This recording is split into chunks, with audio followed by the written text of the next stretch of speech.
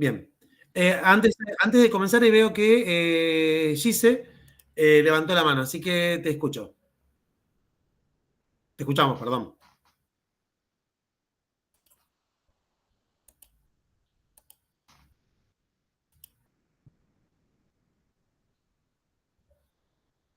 Bueno.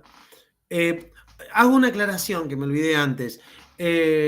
Capaz hay algún compañero, alguna compañera que tenga alguna dificultad con el micrófono o que hace algún comentario y que no lo hace a voz viva, ¿no? Y lo escribe en el chat. Yo a veces me pierdo lo que aparece en el chat por una cuestión de llevar la atención a lo que está centrado, ¿sí?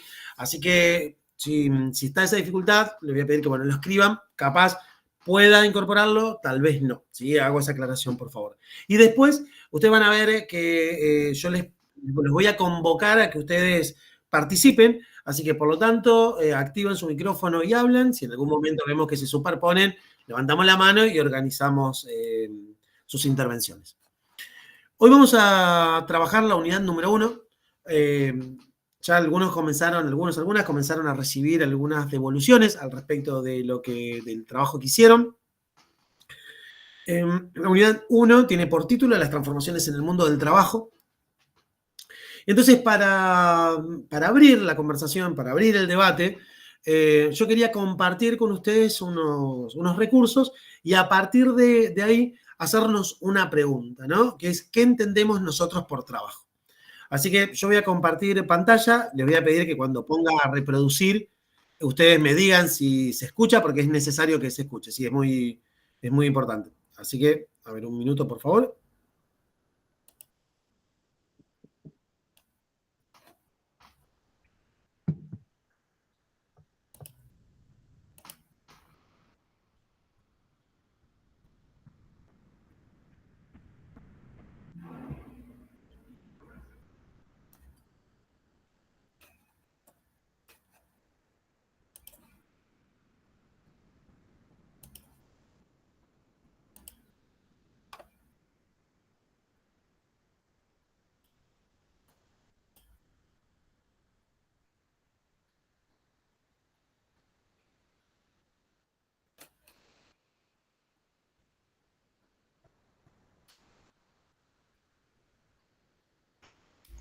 Profe, por las dudas, todavía yo no estoy viendo nada, por lo menos yo.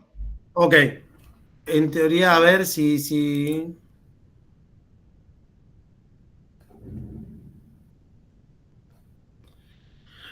disculpen, ahí me tira que hay una dificultad técnica que me hice con el navegador.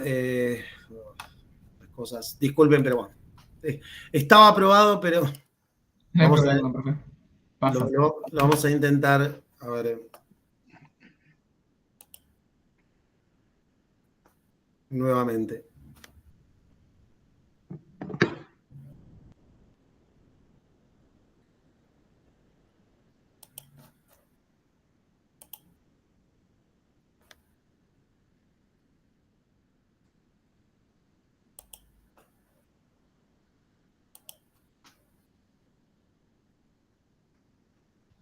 Ahora sí, se ve. Yo lo veo por lo menos. Muy bien. Ahora, yo un poco la idea de esto, yo preparé este presi, así, nada, para tener como un elemento para poder empezar a conversar, para poder discutir. Y lo que vamos a empezar a discutir es sobre las definiciones y pensar también lo que significa el concepto de trabajo. Entonces, para eso, vamos a compartir ahí un par de recursos, ¿sí? Lo que sí les voy a pedir, como les decía hace un ratito, es que me digan si se escucha o no, porque es importante.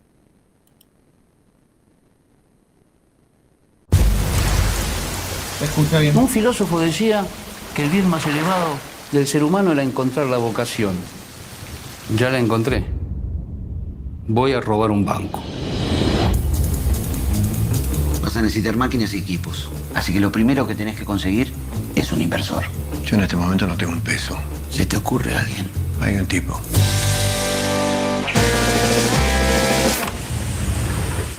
Hola Mario, habla Fernando Araujo. Yo en estos momentos estoy en mi auto y estoy seguro que me vas a venir a buscar. Espero que no seas violento. ¿Qué te pasa, pelotudo? ¿Qué mierda me seguís? ¿Quién sos? No sé por qué el doc te habló de mí. Porque sos el número 1. Te propongo algo. Un solo robo bien grande. Estamos a 18 metros de ser millonarios. No está mal. Hay buenos sistemas de seguridad para evitar el robo express. Y hay buenos sistemas de seguridad para evitar el boquete.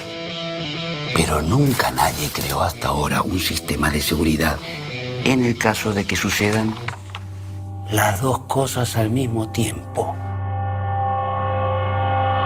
No te metas en quilombos, papá. Se me está descontrolando un poquito la tropa. ¿Quién se fue de Boca? No puedo pararlos más. Quieren entrar. No les tiren más. Que los cumpla feliz. ¿Qué es un velorio esto? Todo, vamos.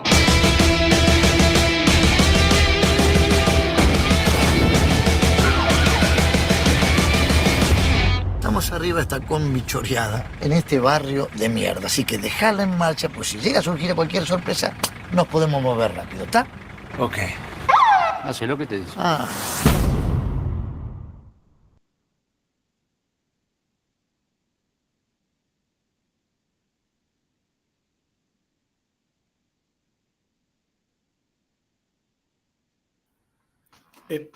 Ahora vamos a compartir otra cosa.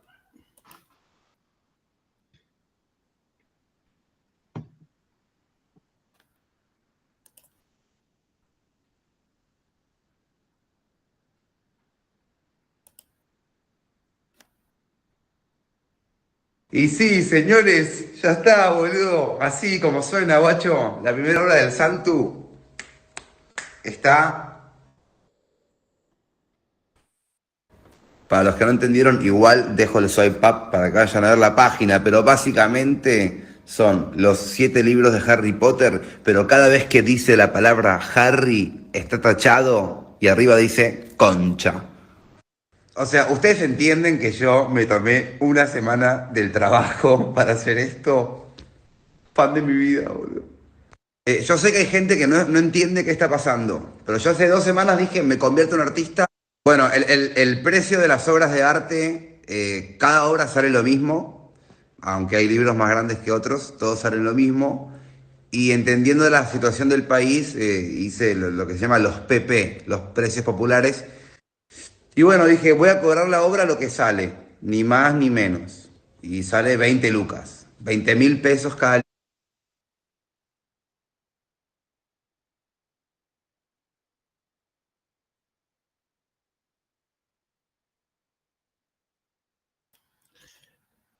El tercer recurso, el que en este momento no funciona, habla de todo el personal de salud, médicos, médicas, enfermeras, enfermeros, personal administrativo, camilleros, ambulancieros, ¿no? Durante la pandemia. Y lamentablemente no se puede reproducir ahora, pero está hecho en mayo del 2020. No, hoy hablar de la pandemia, primero que es historia, segundo que nosotros ya sabemos cuál fue el final, o más o menos creemos. En mayo del 2020 la situación no era la misma, ¿no? Entonces, ahí los relatos del personal de la salud, que fue los que le pusieron el cuerpo y estuvieron en la primerísima línea en esa situación, contaban de, por ejemplo, semanas sin poder ir a visitar a sus familias, que estaban en los centros de salud y que después para ir a descansar, en algunos municipios le habían contratado hoteles alojamiento para que vayan a dormir, que les quedaba la cara marcada y lastimada de usar doble mascarilla o se lastimaron las manos de tanto frotarse con alcohol en gel, etcétera, etcétera, etcétera, ¿no? Entonces, estos 3 recursos, hay 3 situaciones totalmente diferentes, ¿no? Un tráiler de una película que está inspirada en hechos reales sobre el robo al Banco Río, un influencer, esos 20.000 pesos que dice de los precios cuidados, los precios populares, era 20.000 pesos en el año 2018, no son 20.000 pesos de ahora, ¿sí? O sea que 20.000 pesos en el año 2018, ¿sí, Manuel? Hay una página que se llama Calculadora de Inflación, la estoy buscando ahora para ir y poner 20.000 pesos y ajustarlo de acuerdo. Ah, buenísimo, ahí nos va a dar un cachetazo en realidad importante. Cuando lo tengas al dato. ¿En qué año era? 2018. 2018. Le voy a poner julio, ahí Sí. en el medio. Tiene como fuente para el cálculo índice del precio consumidor, dólar libre o dólar oficial. Le pongo índice primero. 20.000 pesos de 2018 ahora, de acuerdo a los índices de precio del consumidor, sería 1.200.400. No, perdón, 1.240.000. 1.240.000. Excelente, Manuel, ese datazo que nos diste, La porque, página se llama calculadoradainflación.com. gracias. Eh, Y agrego, de acuerdo a base del cálculo sí. del dólar, queda casi 1.980.000. Pero sí, 1.000.000 y algo. Bueno, vamos a suponer, vamos a hacer, bueno, 1.100.000, ¿no? Eh, ¿Por qué? Porque ahí lo que él está diciendo es que está dando su obra como artista. Porque no es que está vendiendo un libro, sino que está vendiendo un libro que está intervenido y él se considera un artista o cree que lo va a hacer en ese momento, etcétera. Entonces hace esa intervención. Si uno lo piensa, no sé, pero todos hemos ido en alguna oportunidad, o creo que casi todos, a ver alguna muestra en algún lugar en donde no entendemos la muestra, y entonces, por ejemplo, no sé, recuerdo una que fui a ver de Marta Minujín, que una de las obras era un montón de colchón, de almohadones apilados, ¿no? Y esa era la obra de arte. Entonces uno puede ver una obra de arte, puede ver un montón de almohadones, aparece la cuestión de la estética, Passerón, Bourdieu hablan un montón al respecto de esto, pero bueno, ¿no? Él se presenta como artista y como tal lo dice. Los ladrones del banco, este influencer devenido en artista vendiendo los libros a este monto, y el personal de salud en mayo del 2020 poniéndole el cuerpo literalmente a la pandemia. ¿Por qué les parece que yo puse esos tres recursos? Les presenté los tres recursos. ¿Sí? ¿Sí? Nosotros vamos a empezar a discutir sobre el trabajo. Sí, Natalia. Sí, yo lo que entiendo es que cada uno desde su lugar siente que está realizando su trabajo. Tanto el que va a robar, como el influencer, como los médicos, bueno, hacen eso para ganarse la vida. Esa es la relación que encuentro entre los tres. Excelente. ¿Y por qué lo traemos acá? Excelente. Excelente. ¿Manuel? Sí, yo interpreto como que los tres tienen una motivación, un interés y un proceso de afectar y moldear el mundo como ellos quieren para llegar a su objetivo, y no importa cuál sea el marco. Tienen un objetivo y un proceso por el cual van a afectar el mundo como ellos quieren. Yo lo veo así. Entendiendo por afectar el mundo, entonces teniendo una intervención sobre algo. Un proceso sobre algo para moldear el mundo a mis intereses. Perfecto. ¿Juan? Sí, yo entiendo que están cumpliendo distintos roles dentro de una sociedad y el sistema les devuelve cosas distintas. O puede ser que devuelva lo mismo el sistema, no sé. Ok. Vos, Juan, dijiste algo interesante, ¿no? De cumpliendo, ¿sí?, un rol en el sistema. Sí. Entonces, entiendo lo que estás diciendo, por favor, bajo ningún concepto estoy, sino que justamente lo traigo porque esto tiene que aparecer. Los ladrones del banco, ¿cuál sería el rol? Sí, entiendo. La sociedad también, desde mi punto de vista, ¿no? Por favor. Incluye un sistema de delincuencia. Y ese sistema de delincuencia, la sociedad o el sistema tendría que, de alguna manera, compensarlo. Ya sea, obviamente, con un castigo. Lo entiendo desde ahí y te lo expuse desde ahí. Excelente. Es una realidad incontrastable dentro de la sociedad. Sí, de hecho pensemos, Marian y después Manuel, si nosotros, no sé, si ya han cursado alguna otra materia, como por ejemplo cuestiones, ¿no?, y han leído algo de Hobbes, recuerden Hobbes lo que planteaba con el estado de la naturaleza y la forma de salir de la naturaleza, digo, los contractualistas en general, ¿no? Digo, así como la sociedad nace al calor de las reglas. En determinado momento, la especie humana se dio cuenta que hay que generar mecanismos para poder organizarse y poder salir de ese estado, ¿no? Entonces, por lo tanto, incluso hasta estos sujetos lo que nos están mostrando es qué sucede cuando te vas por fuera de esa normativa. Por eso van a existir una serie de... va a haber un carácter punitivo con respecto a determinadas acciones que alguien acontece, ¿no? Claro. Y que sirve como ejemplo para el otro. Por ejemplo, no hagas esto por tal cosa. Mariana. Sí, además de lo que dice Juan, en esto de cómo ese desvío de la norma o de la regla también está contemplado dentro del sistema. También creo que en este caso en particular pasa como, y pensaba también en la ficción, ¿no? En La Casa de Papel, en el que esos ladrones, que quizás uno, si le pregunta a una persona, ¿robar está bien o está mal? Te va a decir robar está mal, pero esos ladrones se convierten en héroes, ¿no? O en astutos, en algo a ser admirado diferente a otro tipo de robo, ¿no? Como que incluso en este caso en particular, distinto a otros, esos ladrones aparecen como justicieros, ¿no? Como que tenemos esa fantasía también, que la ficción muchas veces la toma, de los ladrones a los grandes bancos, a las grandes empresas, y con astucia, ¿no? Que son inteligentes y saben resolver como ese acertijo, también son percibidos como héroes o como justicieros, como Robin Hood. Exactamente. Vos pusiste gran ejemplo, ¿no? Robin Hood. Digo, la premisa de Robin Hood, digamos, ¿no? La robamos a los ricos para dárselo a los pobres. Entonces nos ponemos del lado de Robin Hood. ¿Sí? Yo efectivamente en este recurso, en vez de poner a estos que robaron el Banco Río, pongo un motochorro y como que la cosa hubiese cambiado, ¿no? Manuel. Y después... Sí, Manuel, después. me llamó la atención algo que dijo Juan, que lo quiero destacar, que planteó la relación entre el individuo y el mundo, como que el individuo da y el mundo sociedad, dijo creo, devuelve algo. Y nada, lo quería destacar porque me pareció clave para entender el resto de las consecuencias de ese intercambio. No sé, me hizo también me hizo pensar también el concepto matemático de función también, de relación y de poner un valor y que devuelva otro. También, eso también es el logaritmo, pero bueno, tampoco quiero espantar a la gente que no le gusta la matemática. Pero pensarlo en ese sentido de máquina que devuelve algo como vínculo con el individuo y la sociedad me pareció fantástico. Ahí, Juan.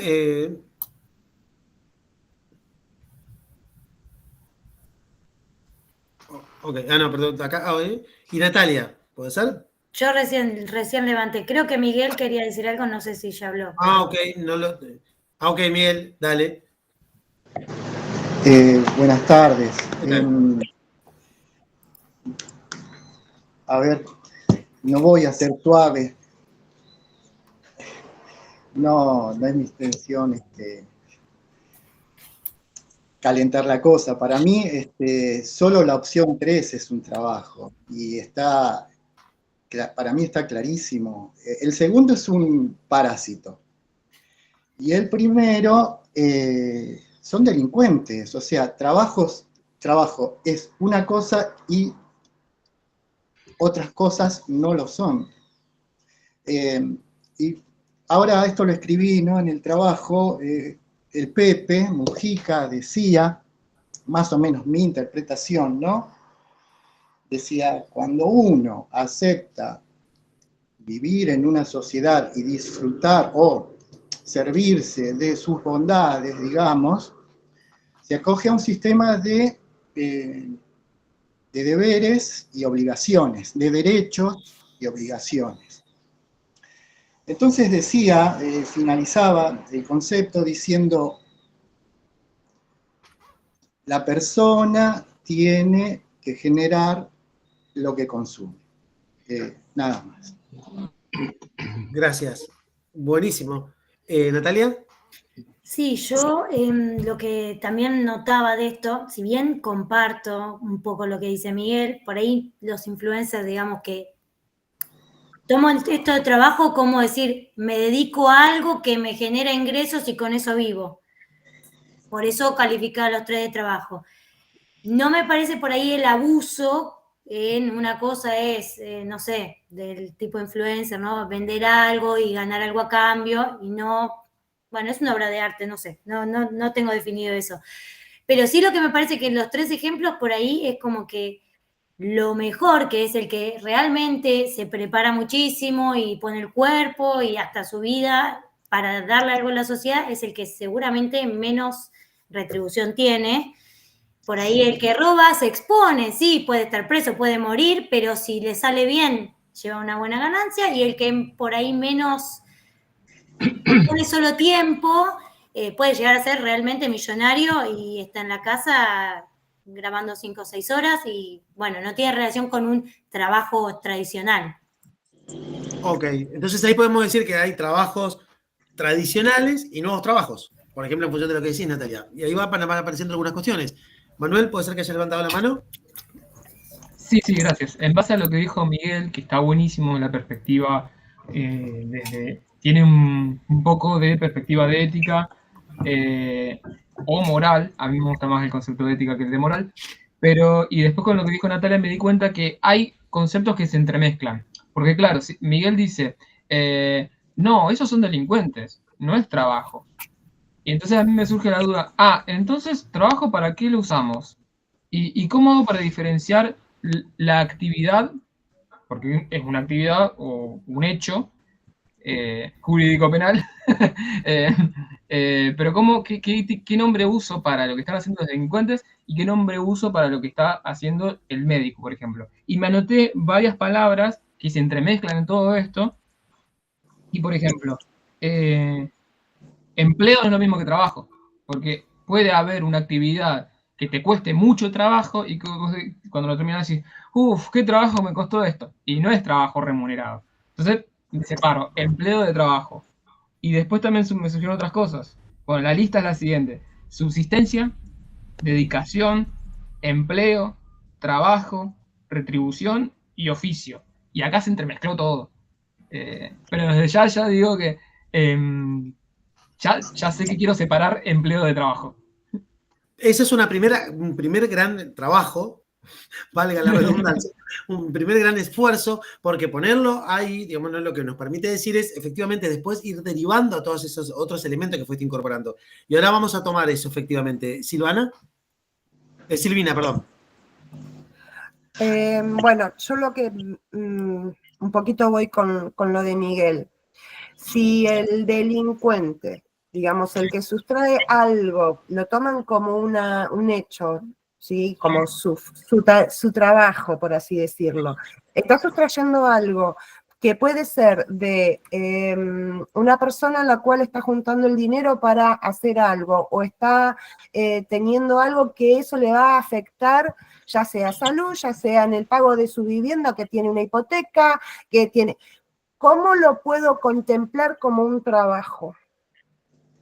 Cuando lo que está haciendo le está afectando de una manera negativa, directa, al afectado, digamos.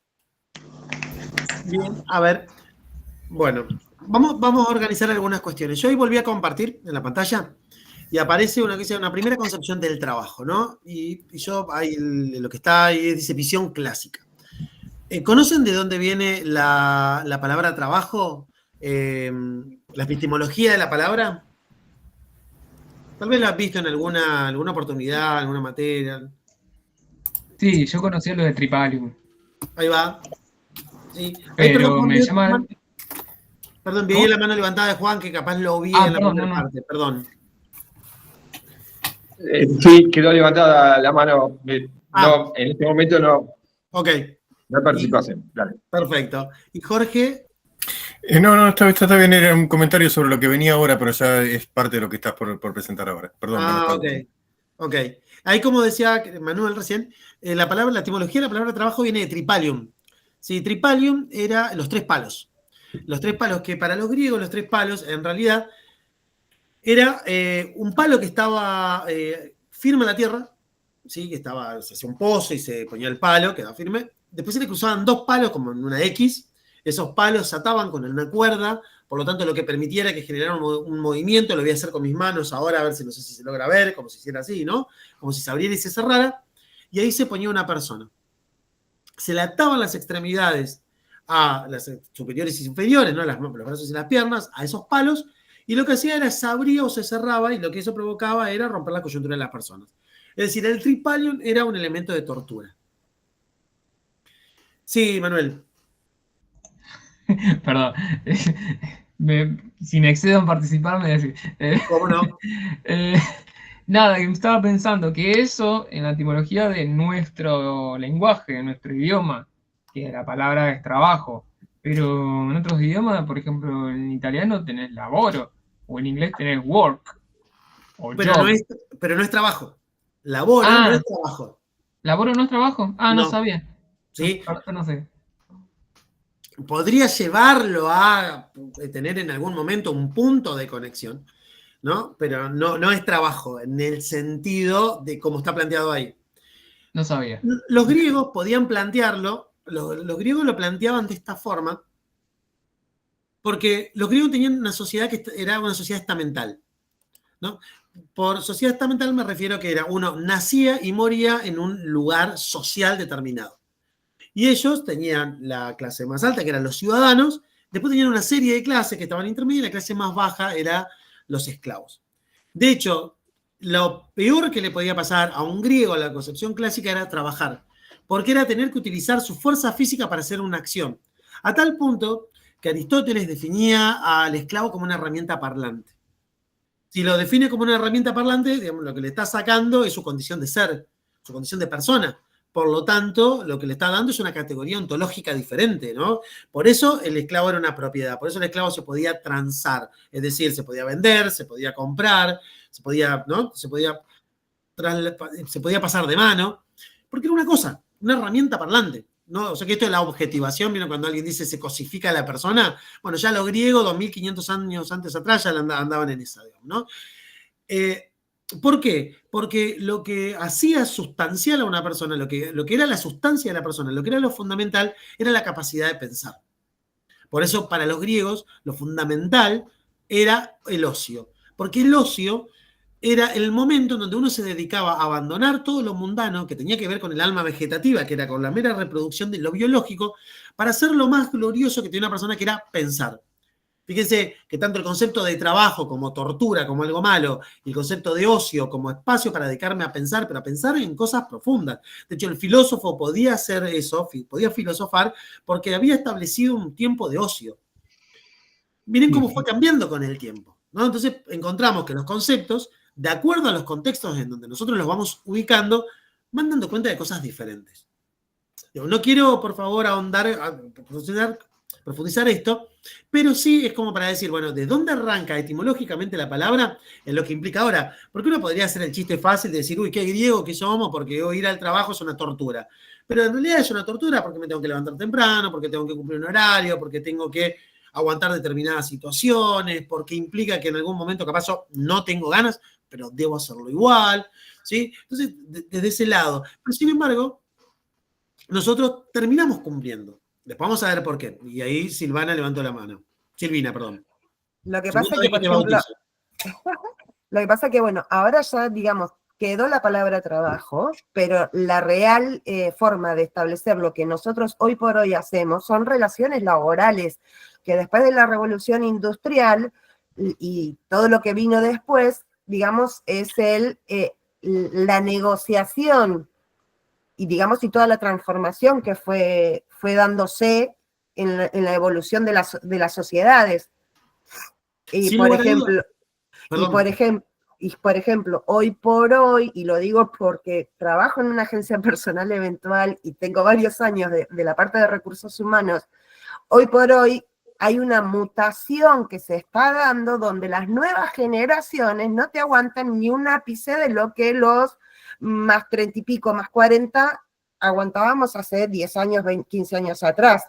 Hay una modificación en la estructura de la sociedad en relación a lo que hoy llamamos relaciones laborales inclusive. Natalia, eso. Gracias. Perdón, está el micrófono muteado, Natalia. Perdón, que un poco lo que dice Silvina es lo que hablaban los textos, ¿no? De que en realidad uno está viviendo este momento y ve ese cambio de lo que vio por ahí sus padres o uno y lo que es ahora los jóvenes, pero que en realidad lo que va de la historia de la humanidad, siempre el trabajo fue mutando en base a las nuevas tecnologías y bueno, hoy por hoy como un influencer nos parece un vago que gana plata más que uno que labura un montón de horas, que tiene su sentido, pero que por ahí en no sé, 50 años o menos, porque aparte otra cuestión es que las tecnologías nos llevan a que todos los cambios sean mucho más rápidos de lo que costaban en su momento cuando había menos recursos, ¿no? Ahí, Natalia, lo que hiciste fue un resumen perfecto del texto de Galeano. No, cuando él va tomando los 4 capitalismos, los 4 tipos de industrias, si ustedes toman el recorte ese, el recorte no, disculpen, la periodización que hace, miren como el capitalismo 1.0 y el capitalismo 2.0 duran más o menos aproximadamente un siglo, un poquito más de un siglo. Ya el capitalismo 0.3 se lo pone en un periodo que abarca más o menos unos 40 años. El capitalismo 4.0 lo pone del comienzo del siglo XX a la actualidad. Pero, por ejemplo, Alejandro Galeano, que la modalidad presencial lo pudimos invitar a un conversatorio que tuvo con los estudiantes de la materia, uno de los estudiantes le preguntó si se podría agregar un capitalismo 5.0 y él decía que sí, que si él volviera a escribir el libro, que ese libro es un libro más o menos del 2020, si no recuerdo mal, él ahora, incluso hasta habría que pensar si el capitalismo 4.0 ya no cortó y habría que iniciar un nuevo tipo de capitalismo a partir de la influencia que tuvieron y el impacto de las IA, por ejemplo, ¿no? Y él decía, ¿no? Como para pensar y problematizar. Y ahí yo tomo algo que lo dijo Natalia, que es que además de las tecnologías, que después hay que ver sobre ese concepto que entendemos por tecnología, tenemos que agregarle los contextos y el sentido político. Ahí Alejandra levantó la mano. Sí, te quería sumar algo a lo que acababas de decir. Yo estoy en entidades gremiales empresarias y se vienen haciendo congresos en el cual arrancamos hace 7 años atrás, como que era algo muy innovador de hablar de la industria 4.0, la industria 4.0, la industria, ahora lo hacemos en la UTN, después cualquier cosa los invito a todos para que participen. Y después fuimos cambiando, y este año ya es directamente inteligencia artificial. O sea, inteligencia artificial lo trabajamos con los colegios, con las universidades, con las gremiales empresarias, digamos, con los sindicatos. ¿Cómo cambió el rol desde el empleado hasta el empresario, las relaciones laborales? O sea, ¿cómo fue cambiando todo? Por eso ya no se habla de industria 4.0, sino que ya se empieza a hablar de una industria que sería o la 5.0 o la industria de la inteligencia artificial, o cómo cambiaron todos estos mecanismos. Efectivamente, Alejandra, después ahí aparece que es las grandes discusiones que tienen los historiadores, por ejemplo, cuando empiezan a hacer un recorte de un periodo de tiempo y a ponerle un nombre. Así como en algún momento alguien dijo la Edad Media, sí, lo dijo la Edad Media desde lo que nosotros llamamos la Edad Moderna, ¿no? Entonces era la media, ¿por qué? Porque era lo que estaba entre la Edad Moderna y la Antigua, ¿no? Cuando era la recuperación de lo antiguo, ¿no? La rinascita, ¿no? El renacer de todo lo bello, lo excelso que habían dado los griegos, los romanos, digamos, ¿no? Efectivamente, eso, bueno. Sí, ahí en esa imagen que yo estoy compartiendo, puse ahí lo de ese vitró que representa una imagen religiosa, porque el cristianismo es el que actualiza el concepto de trabajo. El concepto de trabajo, que era el que planteaban los griegos, funcionaba dentro de una sociedad que estaba organizada a partir de la esclavitud. De hecho, estaba el sistema político, social y económico, era el sistema esclavista, que es el sistema económico más largo que ha durado en la historia de la humanidad, económico, político, social, desde el 2000 a.C. aproximadamente hasta por lo menos el 500 después de Cristo. Que era mucho más complejo de lo que nosotros entendemos por esclavo. Por favor, no quiero detenerme en eso, pero el amo tenía que darle un 100% de lo que necesitaba el esclavo para sobrevivir, y el esclavo le daba el 100% de su trabajo al amo. Por eso, cuanto más trabajo el esclavo le daba al amo, más era la riqueza del amo. Por lo tanto, el amo dependía del esclavo para ser poderoso. No era por la sola posesión del esclavo. Por eso el amo necesitaba darle múltiples beneficios a los esclavos. Entre otras cosas, por ejemplo, permitirles hasta que se casen. Y no para que tengan esclavitos, sino para que los esclavos que tenían hijos después trabajaban por ellos y por sus hijos, ¿no? Entonces, Hegel escribe la dialéctica del amo y el esclavo, ¿no? Los redonditos de ricota, nuestro amo jugaba al esclavo, es eso. El poder del amo radicaba en la productividad de sus esclavos. Sí, perdón, Silvina. No cambió tampoco, porque las empresas dependen de sus trabajadores. Alerta spoiler, digamos, ¿no? Habría que ver si la relación, lo que no cambió tal vez, es una relación compuesta por pares binarios. Pero lo que sí cambió y sustancialmente es el motivo.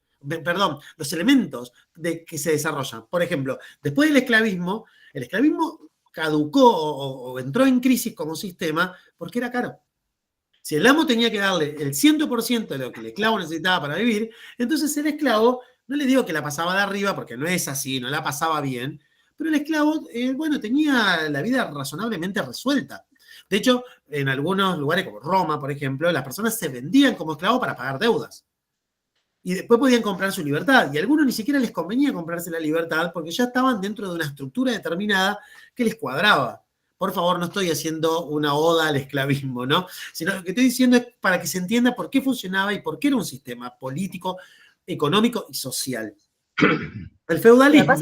Lo que pasa es que también hay que tomar un montón de variables que se fueron sucediendo. A ver, la masa de la población que había en aquella época no es la misma que es la que hay actualmente, y la demanda de alimentos, de la forma, tampoco era la misma que vinieron posteriormente. O sea, hay una evolución en más de un sentido. Sin ofender a los católicos, yo soy parte de las que consideran que las distintas religiones también son un control de masas. O sea, lo tomo como variable dentro de cada circuito, de cada etapa de la evolución de nuestro mundo, en más de un sentido. ¿Claudio? Sí, yo pensaba con respecto al esclavismo que también hubo la necesidad de incorporarlos como consumidores, ¿no? Por ahí. Y pensaba en relación a esto que por ahí un denominador común del trabajo es que en realidad lo que tiene como contraprestación es algo a cambio, digamos. Trabajamos porque recibimos algo a cambio. Como vos decías de los esclavos que también recibían, no se me había ocurrido, pero claro, todo el mundo trabaja porque recibe una retribución, ya. Me parece como denominador común, ¿no?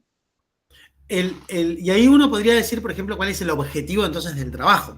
Entonces nosotros trabajamos y en otras sociedades hacían actividades porque se obtenía un fin, que en este caso era conseguir lo necesario para la vida. Yo les mencionaba el feudalismo. En el feudalismo los tipos que hicieron, por favor, estoy siendo muy simplista, por favor, muy resumido.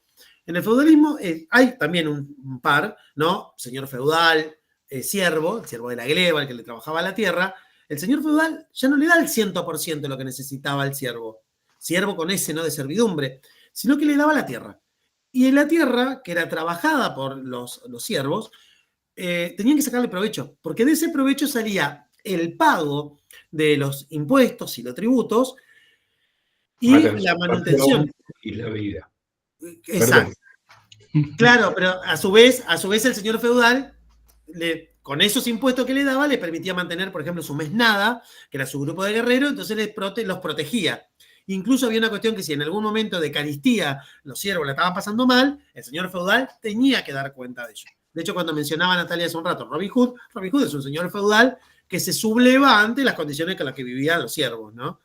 ¿Natalia? No, y que por ahí, en una época posterior al esclavismo, con trabajos formales era peor por ahí que lo que vivía, siendo muy general, ¿no? Pero a veces trabajaba toda la familia, incluyendo los chicos, por 2 centavos, no le alcanzaba ni para comer, y el esclavo en lo que era su vida, ¿no? De lo único que conocía, tenía techo, comida. No digo que sea mejor ser esclavo, pero que sí, por ahí el trabajo formal no siempre fue mejor que otros sistemas, ¿no?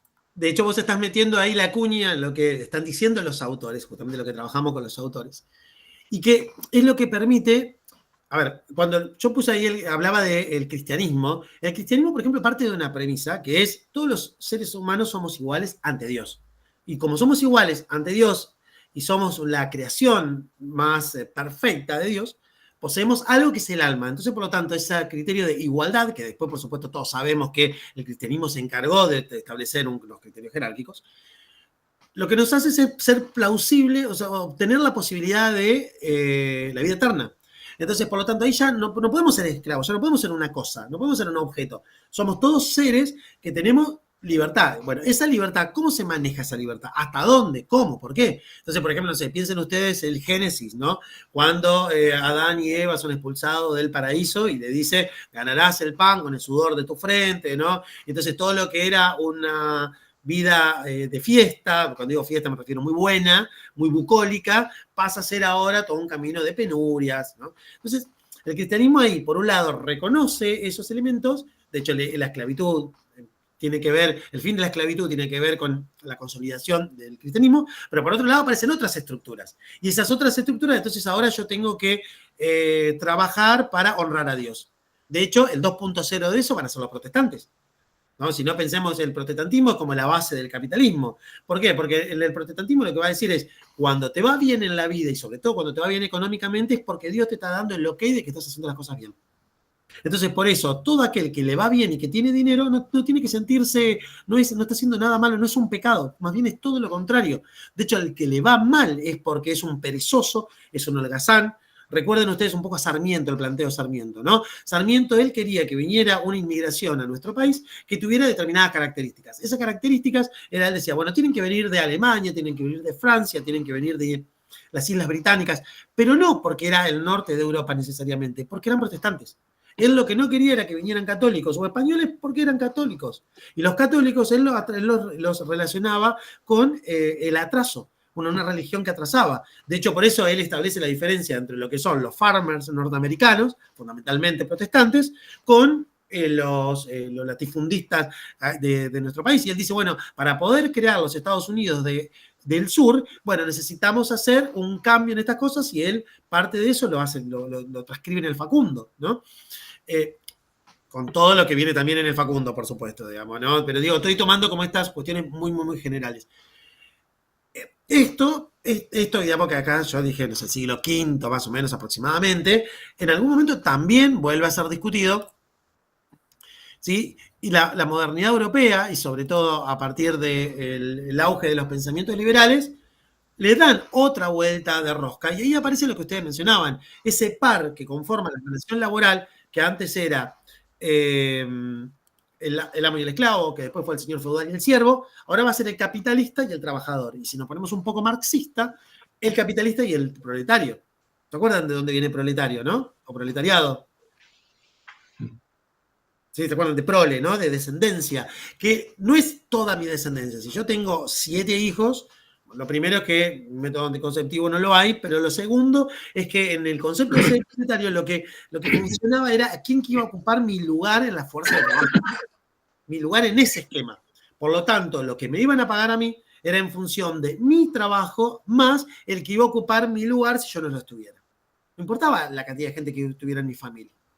Entonces ahí aparece no solo una forma distinta de entender el trabajo, yo ahí le menciono a algunos de los autores, digamos, más clásicos, sino también empiezan a surgir otra cosa que es, bueno, discutirse, bueno, ¿quién es el que se queda con la producción de esta persona? ¿Quién es el que sale beneficiado? Porque hay algunos que salen beneficiados y otros que no. Entonces de ahí va a aparecer, no sé, Hegel, que va a ser nuestro Marx, después va a aparecer Marx, ¿sí? Engels, ¿no? Va a aparecer la idea del capitalismo y la lucha de clases, van a aparecer conceptos como por ejemplo el ejército de reserva, que el ejército de reserva, recuerdan el marxismo, son todos aquellos que no están trabajando y que me sirve que no estén trabajando, porque de esa manera, cuando alguien viene y me reclama por un aumento, yo le voy a decir, mira, que si no te gusta andate, porque tengo todo esto, que están dispuestos a hacer lo mismo que vos, por eso. Entonces, por lo tanto, ya no tiene que venir una persona a pegarme con un látigo para que yo haga algo, sino que en realidad yo mismo me cuadro porque digo, no sé, en un contexto en donde, qué difícil conseguir trabajo, entonces no voy a tirar de la cuerda. De hecho, pensemos, hoy en día, Estados Unidos, por ejemplo, tiene planteado que 5,4% de desempleo es estructural.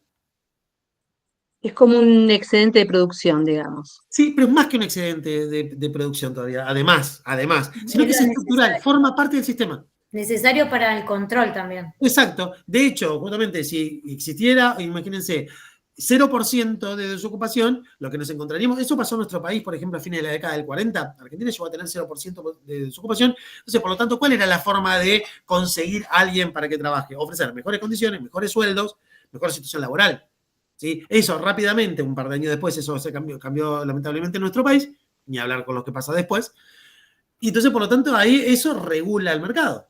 Sí, entonces, por ejemplo, cuando uno escucha, no sé, piensen hoy algunas ofertas de remuneración por determinados trabajos, uno dice, pero mirá vos, y sí, claro, pero eso uno lo pone en un contexto, ¿no?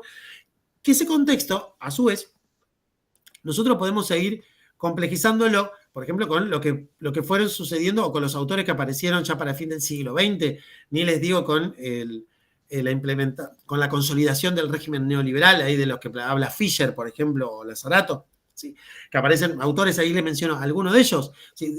Rifkin directamente dice el fin del trabajo. No es que Rifkin lo que dice es, bueno, no vamos a hacer más actividades que requieran esfuerzos físicos e intelectuales para conseguir una remuneración. Rifkin no dice eso. Rifkin lo que plantea es, se va a terminar el trabajo que la propia revolución industrial creó, que el propio capitalismo. Entonces ahora tiene que aparecer un nuevo trabajo, que es lo que problematiza Galeano con ese capitalismo 3.0 y 4.0. Bueno, ahora, entonces, ¿qué llamamos trabajo? ¿Quién hace el trabajo? ¿Sí? ¿Qué tenemos que tener para hacer ese trabajo? ¿Qué función cumple el trabajo? Antes, por ejemplo, el trabajo cumplía una función, por ejemplo, socializadora, que de hecho siempre lo hizo, pero sobre todo en la revolución industrial en adelante, mucho más. ¿Por qué? Porque nunca en la historia de la humanidad se había concentrado tanta cantidad de gente en un solo lugar. Entonces, el trabajo empezaba, y después de esa función socializadora va a crear una función de, por ejemplo, crear identidad, ¿no? Yo cuando hice mi tesis de grado, yo entrevistaba a obreros ferroviarios, que lo primero que me decían, todos gente jubilada, gente que el más chico tenía 75, 80 años, y después de decirme su nombre y apellido, lo primero que me decían era cuál era su lugar en el ferrocarril. Entonces, fulanito, vía y obra, menganito, motorman, sultanito, no, ese no era ferroviario porque era administrativo y los otros lo cargaban, le hacían chistes, digamos, ¿no? Pero era como... yo creo que tenía más significado qué lugar ocupaban ellos en el ferrocarril que hasta su nombre.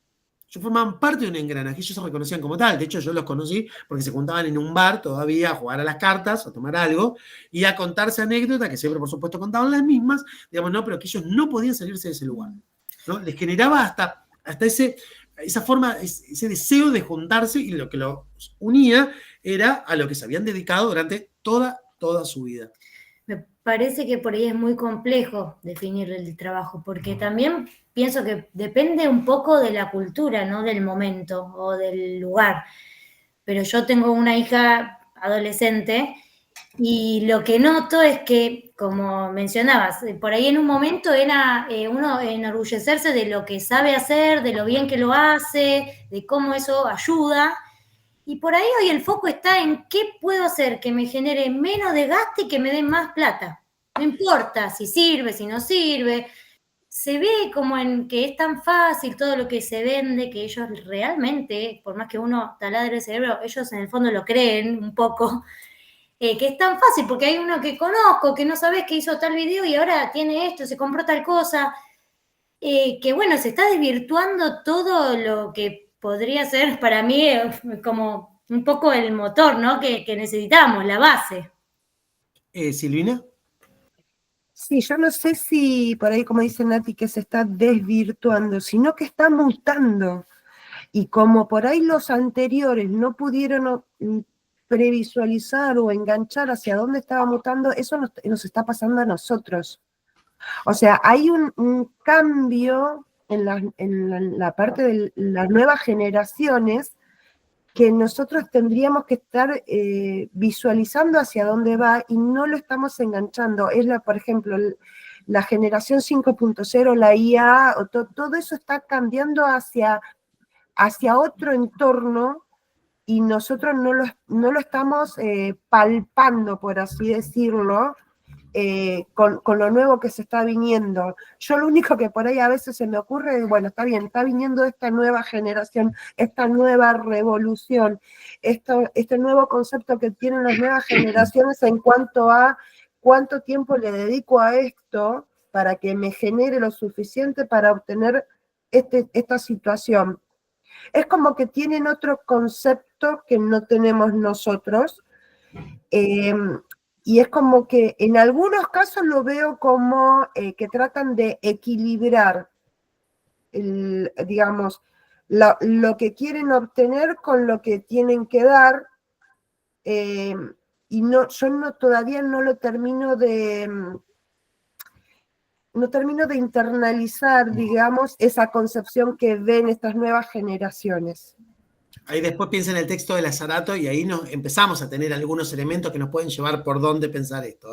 Ahora después lo recuperamos. ¿Natalia? Y una cosa que quería decir también que me parece que, no sé, yo creo que influye un poco, es que también estamos un poco condicionados por la generación que nos antecede, ¿no? cuando uno le costó tanto y ganaba tan poco, cuando empezás a tener un trabajo un poco mejor, con mejores condiciones, lo valorás.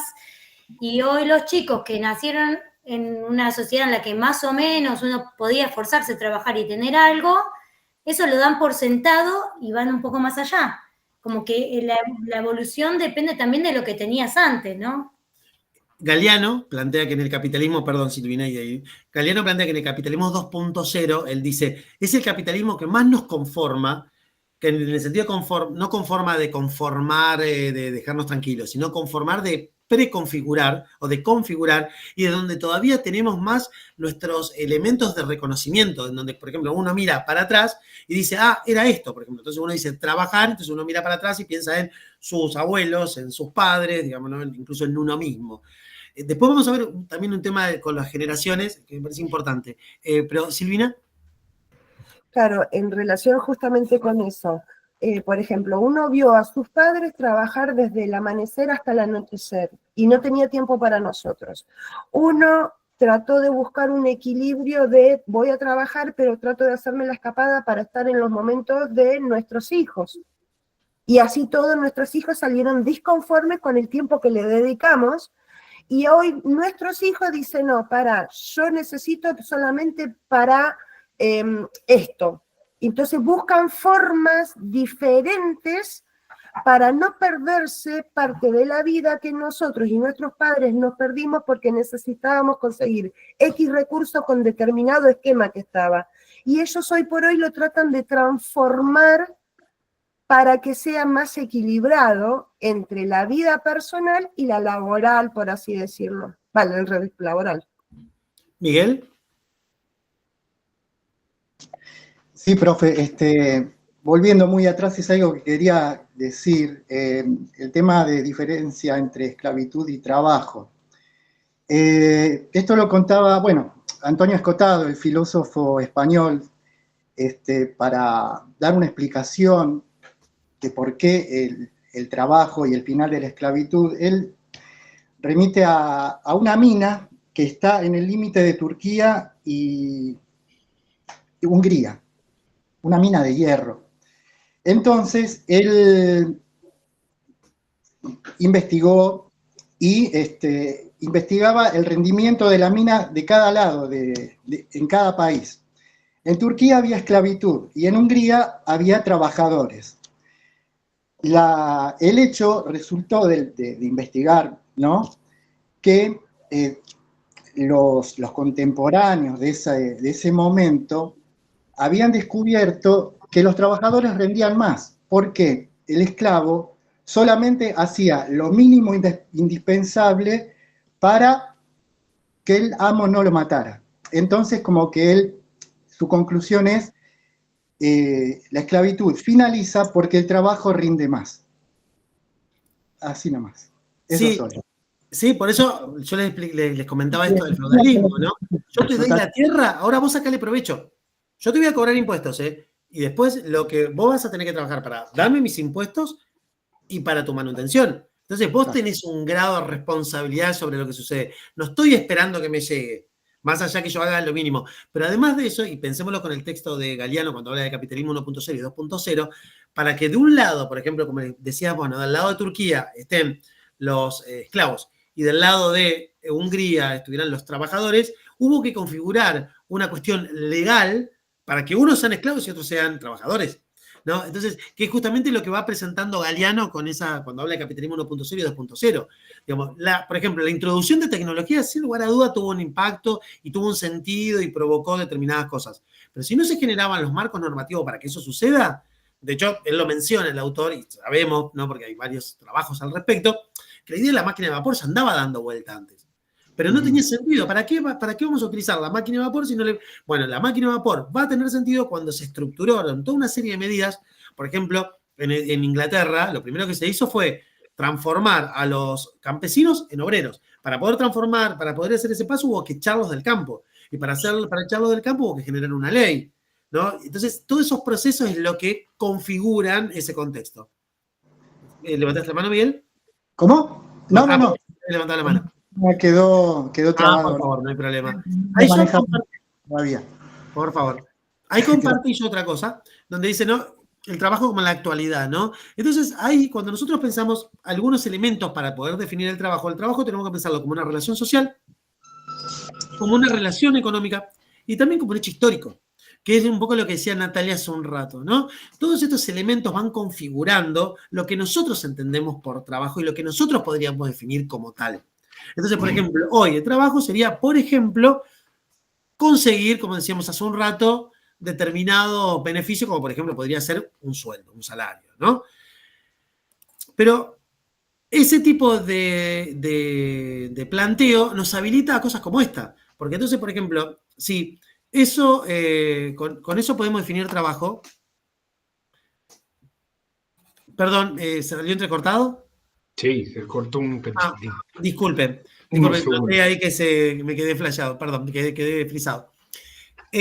No, les decía que estas transformaciones que va teniendo el concepto de trabajo es lo que nos habilita a después a pensar que entonces al final hay tantos trabajos como personas. Entonces por eso cuando uno define trabajo, a veces aparecen esos elementos que yo quise recuperar con esa discusión del comienzo, ¿no? A ver, ¿son chorros o son trabajadores? O son personas que tuvieron que hacer esfuerzos físicos e intelectuales para poder realizar el robo. Entonces, como Miguel nos planteaba hace un rato, no, pará, estos son chorros, estos son ladrones, ¿no? Ahora, que uno diga que mirá el trabajo que se tomaron, es porque yo estoy tomando ese concepto y lo estoy aplicando en un lugar específico para dar cuenta de algo. Que lo que yo quiero decir es que ellos tuvieron que hacer un esfuerzo, que no es lo mismo que trabajo, que ese esfuerzo les incorporó, además del esfuerzo físico propiamente dicho, el esfuerzo intelectual, porque necesitaron un ingeniero, que el ingeniero craneara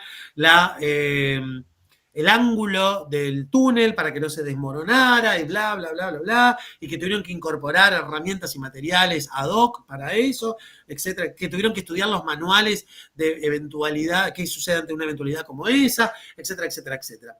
O este muchacho que ahora dice, me llevó una semana de trabajo, digamos, ¿no? Tachar una palabrita y escribirle una palabra arriba. Y él a eso le pone trabajo. Entonces alguien le diría, no, para trabajar era lo que, lamentablemente no vimos el video, pero era lo que le pasó al personal de la salud. ¿Sí? O el jugador de fútbol profesional, ¿trabaja? Perdón. Sí, por favor. Ahora, ¿por qué en la sociedad se valoró tanto o se festejó tanto o se los tuvo en anda a los ladrones del Banco Río y no tanto, por ejemplo, a los médicos, que si bien en la pandemia muchos los aplaudimos,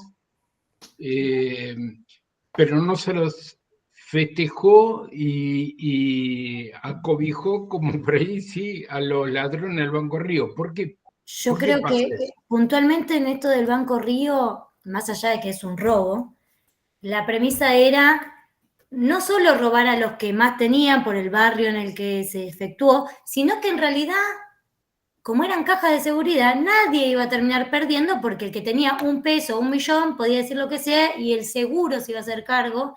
Entonces era como un robo al seguro que en realidad siempre nos roba porque todos pagamos y pocas veces pone el dinero. Por eso creo que se los puso en un lugar de Robin Hood, héroe. Lamentablemente lo de los médicos, que debería ser mucho más valorado, creo que también es una construcción social, o que en ese momento se los aplaudió y se hacía todo, y a los 10 días todos nos volvemos a olvidar, hablo en general, ¿no?, del esfuerzo que es, igual, aunque no haya pandemia, el trabajo ese. Ahí te doy la palabra, Analía, pero piensen esto, a los enfermeros y a las enfermeras en la ciudad de Buenos Aires no se les reconoce como profesionales. Por ende, su remuneración siempre va a quedar con un techo determinado. Sí, Analía, por favor. No, yo lo que quería decir era que analizar el trabajo con respecto a esto que hablábamos, depende del lugar donde vos te pares a analizarlo, si te parás del lado de sociedad o si te parás del lado de sistema. Si vos te parás del lado, analizar el trabajo del lado del sistema, de algo sistemático, sí son los tres que vimos, los 3 ejemplos son trabajo. Ahora, si te parás del lado de la sociedad, sí, ahí podés juzgar de diferente manera, si es o no es un trabajo, dependiendo de que si rompe normas en la sociedad o no. Ay, buenísimo, Analía, porque ahí agregás otra cosa, ¿no? Entonces, y si conectamos sociedad con sistema, porque las sociedades también son producto de los sistemas y los sistemas también son producto de las sociedades, ¿no? Como plantea Mark Fisher cuando cita el relato, ese discurso de Margaret Thatcher diciendo, bueno, listo, se terminó lo que se daba, se terminó la lucha ideológica porque ahora no hay otro destino que el capitalismo. Por eso el autor toma el concepto de realismo capitalista. Entonces, por lo tanto, el capitalismo lo que va a decir es A, B, C, D, y nos tenemos que organizar en función de esto, ¿no? Entonces, sí, efectivamente, ahí lo que vos, Analía, incorporás tiene que ver con esto que yo puse ahí en esta nueva imagen, ¿no? Fíjense, yo lo puse como cuestiones dicotómicas. Trabajo en blanco y trabajo en negro, que sabemos que tienen más que ver con la idea de trabajo legal y trabajo ilegal, más allá que la idea de trabajo en negro y trabajo en blanco nos está diciendo otra cosa, porque como justamente decía ahí Analía, ¿no? Bueno, depende de cuáles son esas condiciones que nosotros tenemos a lo que accedemos, ¿sí? Porque, por ejemplo, alguien que está con su trabajo formalizado, lo que sería el trabajo en blanco, tiene que ver con cuestiones que, bueno, no se vas a acceder a, por ejemplo, no sé, obra social, ¿sí? Por ejemplo, una cobertura de salud, que después podemos discutir si es buena, mala, en fin, cómo funciona. Si estás, y si sos ilegal, no lo tenés a eso. Pero no es solo eso, sino además el trabajo ilegal muchas veces también está vinculado con esto, por eso el trabajo negro, ¿no? Que tiene que ver cuáles son los sectores que acceden a eso. ¿Y por qué, digamos, no? ¿Y cómo? Entonces ahí nosotros podríamos identificar, por ejemplo, que no solo los quintiles más pobres de la sociedad, además de tener trabajos informales, son trabajos en negro porque son trabajos precarios, que duran poco, con una alta volatilidad, etcétera, etcétera, etcétera, ¿no? Y entonces que, por ejemplo, los trabajos con mayores protecciones sociales son aquellos que además están vinculados con determinados conocimientos o saberes, bla, bla, bla, bla, bla. Por eso, por ejemplo, cuando aparece la discusión sobre el Garrahan, explota la cabeza, nos explota todo, porque dice, che, ¿para qué está pasando acá? Sí, si esta gente, digamos, que hace estas cosas, encima con esta clase de paciente, con cualquier paciente sería igual, pero con esto, más significativo aún, ¿no? ¿Qué está pasando con esto, ¿no? Entonces hay esa idea de trabajo en blanco, trabajo en negro, entonces hay un trabajo que es un legal, trabajo que es ilegal, trabajo productivo y reproductivo, ¿no? Una señora, digo una señora porque está fuertemente feminizado y tiene que ver con lo que está ahí al lado, con ese dibujo que está ahí al lado, ¿no? Pero una señora que se levanta, una mujer que se levanta, le da de tomar la leche a 2 chicos, les prepara la ropa, los ayuda a cambiarse, los acompaña a la parada del colectivo. Después se toma otro colectivo, llega a una casa, levanta a otros 2 chicos, le da de comer, los acompaña, lo va a buscar a la escuela, después se toma otro colectivo y vuelve con los otros 2 primeros, en uno trabajó y en el otro no. Y entonces ahí aparece la diferencia entre trabajo productivo y reproductivo. ¿Por qué es productivo uno y por qué es reproductivo el otro? ¿Qué produce uno y qué reproduce el otro? Por eso, por ejemplo, ¿qué pasa con lo que es el trabajo de una ama de casa? Entonces ahí podríamos citar los trabajos de Silvia Federici. ¿Sí? Por ejemplo, hay uno que tiene un libro maravilloso que se llama El patriarcado del salario, en donde ella explica cómo en el capitalismo 1.0, 2.0 que habla Galeano, el sistema capitalista, cuando encontró que podía obtener mucha riqueza, pero que el grado de conflictividad social era tan alto, tuvo que generar algún mecanismo para bajar los niveles de conflictividad. ¿Cuál fue uno de los mecanismos? Explica Federici. Bueno, subirle el valor que ganaba al varón. De esa manera, retira a la mujer del mercado laboral, las mujeres se van a encargar de los niños y de los viejos, de los maridos también, que no se gasten la guita jugando en el pub, en ese tipo de cosas, van a ser como la reserva moral de la familia, van a tener esa función. Entonces, de esa manera, el trabajador está bien comido, bien cuidado. Esto no quiere decir que vivían divinos, nada que ver, porque sabemos que esto va a llevar mucho tiempo y que los derechos laborales vamos a tener que esperar tiempo, y la idea de clase media más aún, ¿no? Pero lograron bajar niveles de conflictividad. ¿Sí? Entonces, el trabajo está en función de esos contextos. Yo puse ahí abajo eso de tener trabajo y no tener trabajo, porque uno diría, ¿qué significa no tener trabajo? Porque uno dice, alguien no tiene trabajo, pero ¿cuántas funciones hacen si lo vinculamos con lo reproductivo? Un ama de casa, ¿qué quiere decir? ¿Que no trabaja? ¿O que no trabaja porque no cumple una relación social? ¿Cuál es la relación social? Obtener un beneficio por eso. Pero ¿qué pasa con todos los otros trabajos, con todo eso que realiza y qué función tiene? Que los chicos vayan a la escuela, que esos adultos mayores estén cuidados, etc. Sí, Alejandra. Según Araceli Villota, con la cual tuve varias veces que compartir alguna charla, no habría sistema capitalista que aguante y se tendrían que pagar lo que la mujer hace fuera del mercado laboral. Yo salgo del mercado laboral y cuido a mi mamá, mantengo parte de las cosas de mi hija, me cuidamos los cuidados de salud que cada una de nosotros hacemos, que por más que hayamos, yo mañana cumplo 60 años, me cambia, soy la generación que estoy en el, como digamos, en la bisagra, ¿no? Y sin embargo, todo ese trabajo de cuidado todavía sigue en manos de la mayoría de nosotras. Entonces tenemos como una doble o triple jornada laboral, que si, vuelvo a decir, si hubiese un sistema que tuviese que pagar por lo que nosotros hacemos, no sé si aguantaría. Esto yo lo saqué. Esto que vos que estás diciendo, Alejandra, lo vinculo con esto que está ahí al lado. Eso está sacado del Ministerio de Economía, pero esto fue en el año, creo que fue en el año 2000, bueno, no En recuerdo el 2007 exactamente. empezamos a dar las charlas nosotras en el Ministerio de la Mujer. Y esto creo Así que fue... que tiene que ser 2006-2007 por ahí. No, esto fue bastante después, esto que está ahí en el... No, perdón, el Ministerio de Trabajo. no, esto fue estaba... bastante después, diría año 2015 tal vez, no recuerdo exactamente. Bueno, sí. Pero sí, la cantidad de horas que uno puede contabilizar sobre todas esas tareas que vos describiste, ¿cómo impactarían en el PBI de un país? Y si a esto, a un trabajador, a una trabajadora, habría que reconocérselo en función de, por ejemplo, pagar un extra para las tareas de cuidado, ¿sí? Ni de, digo, mantenimiento de la casa, y etcétera, etcétera. Entonces, ¿cuánto habría que pagarlo? Porque si nosotros pensamos, no sé, pensamos una jornada estándar de 8 horas laborales, digo estándar, algunos pueden decir más, algunos pueden decir menos, algunos pueden decir ojalá fueran 8, con las nuevas transformaciones y sobre todo el capitalismo 3.0 y 4.0, y ni hablar de la pandemia para acá, se borró directamente lo que es el límite entre el tiempo de trabajo y el tiempo de otras cosas. ¿No? ¿Por qué? Porque uno está, al estar conectado todo el tiempo o al haberse virtualizado y digitalizado otras, digamos, nosotros entonces estamos continuamente pendientes de, ¿sí?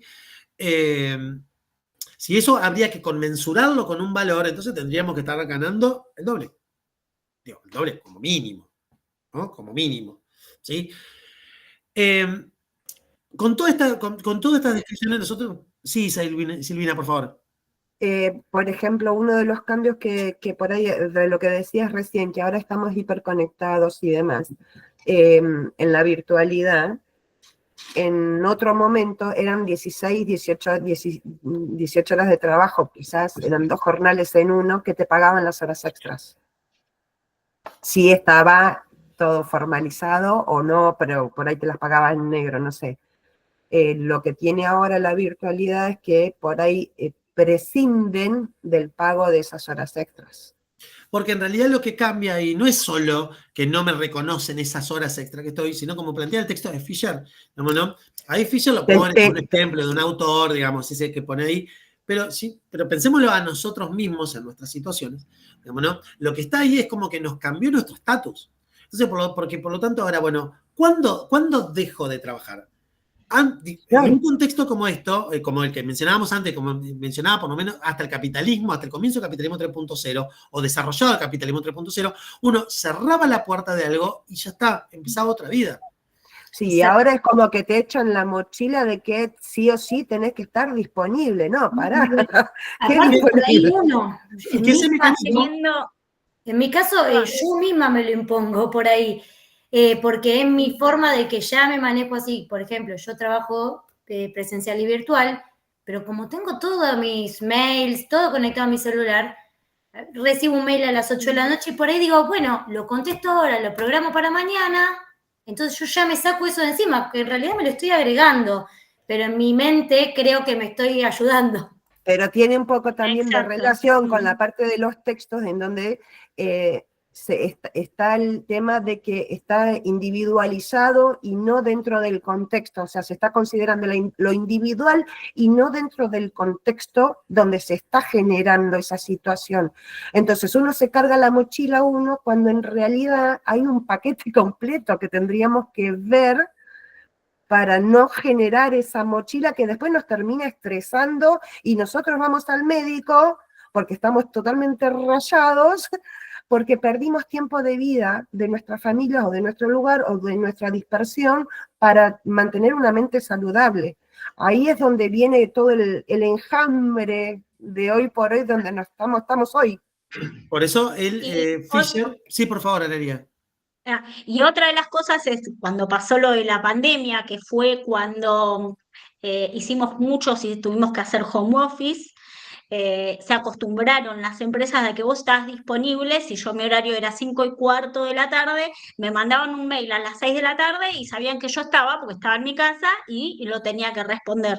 Hoy mismo, por ejemplo, hoy en día, como decía Natalia, tenés el mail en el celular y yo estoy en mi casa y si mandan un mail de seguridad, yo miro y después pregunto al momento si fue o no fue la policía por esto o por lo otro, ¿entendés? Entonces es como que uno está conectado, aunque no quiera y aunque uno quiera restringirse eso, es como que lo sentís parte de tu obligación, ya lo sentís parte de tu vida diaria. Es lo que dejó la pandemia, porque todo el mundo después volvió a la oficina presencial, sin embargo, no se dejó la otra parte que atrajo. Entonces se cargó un adicional más a las cosas que ya veníamos haciendo. Entonces ahí es donde se hizo ese conflicto que yo digo, a mí me tocó en la pandemia estar trabajando en un sanatorio, así que yo la viví del otro lado,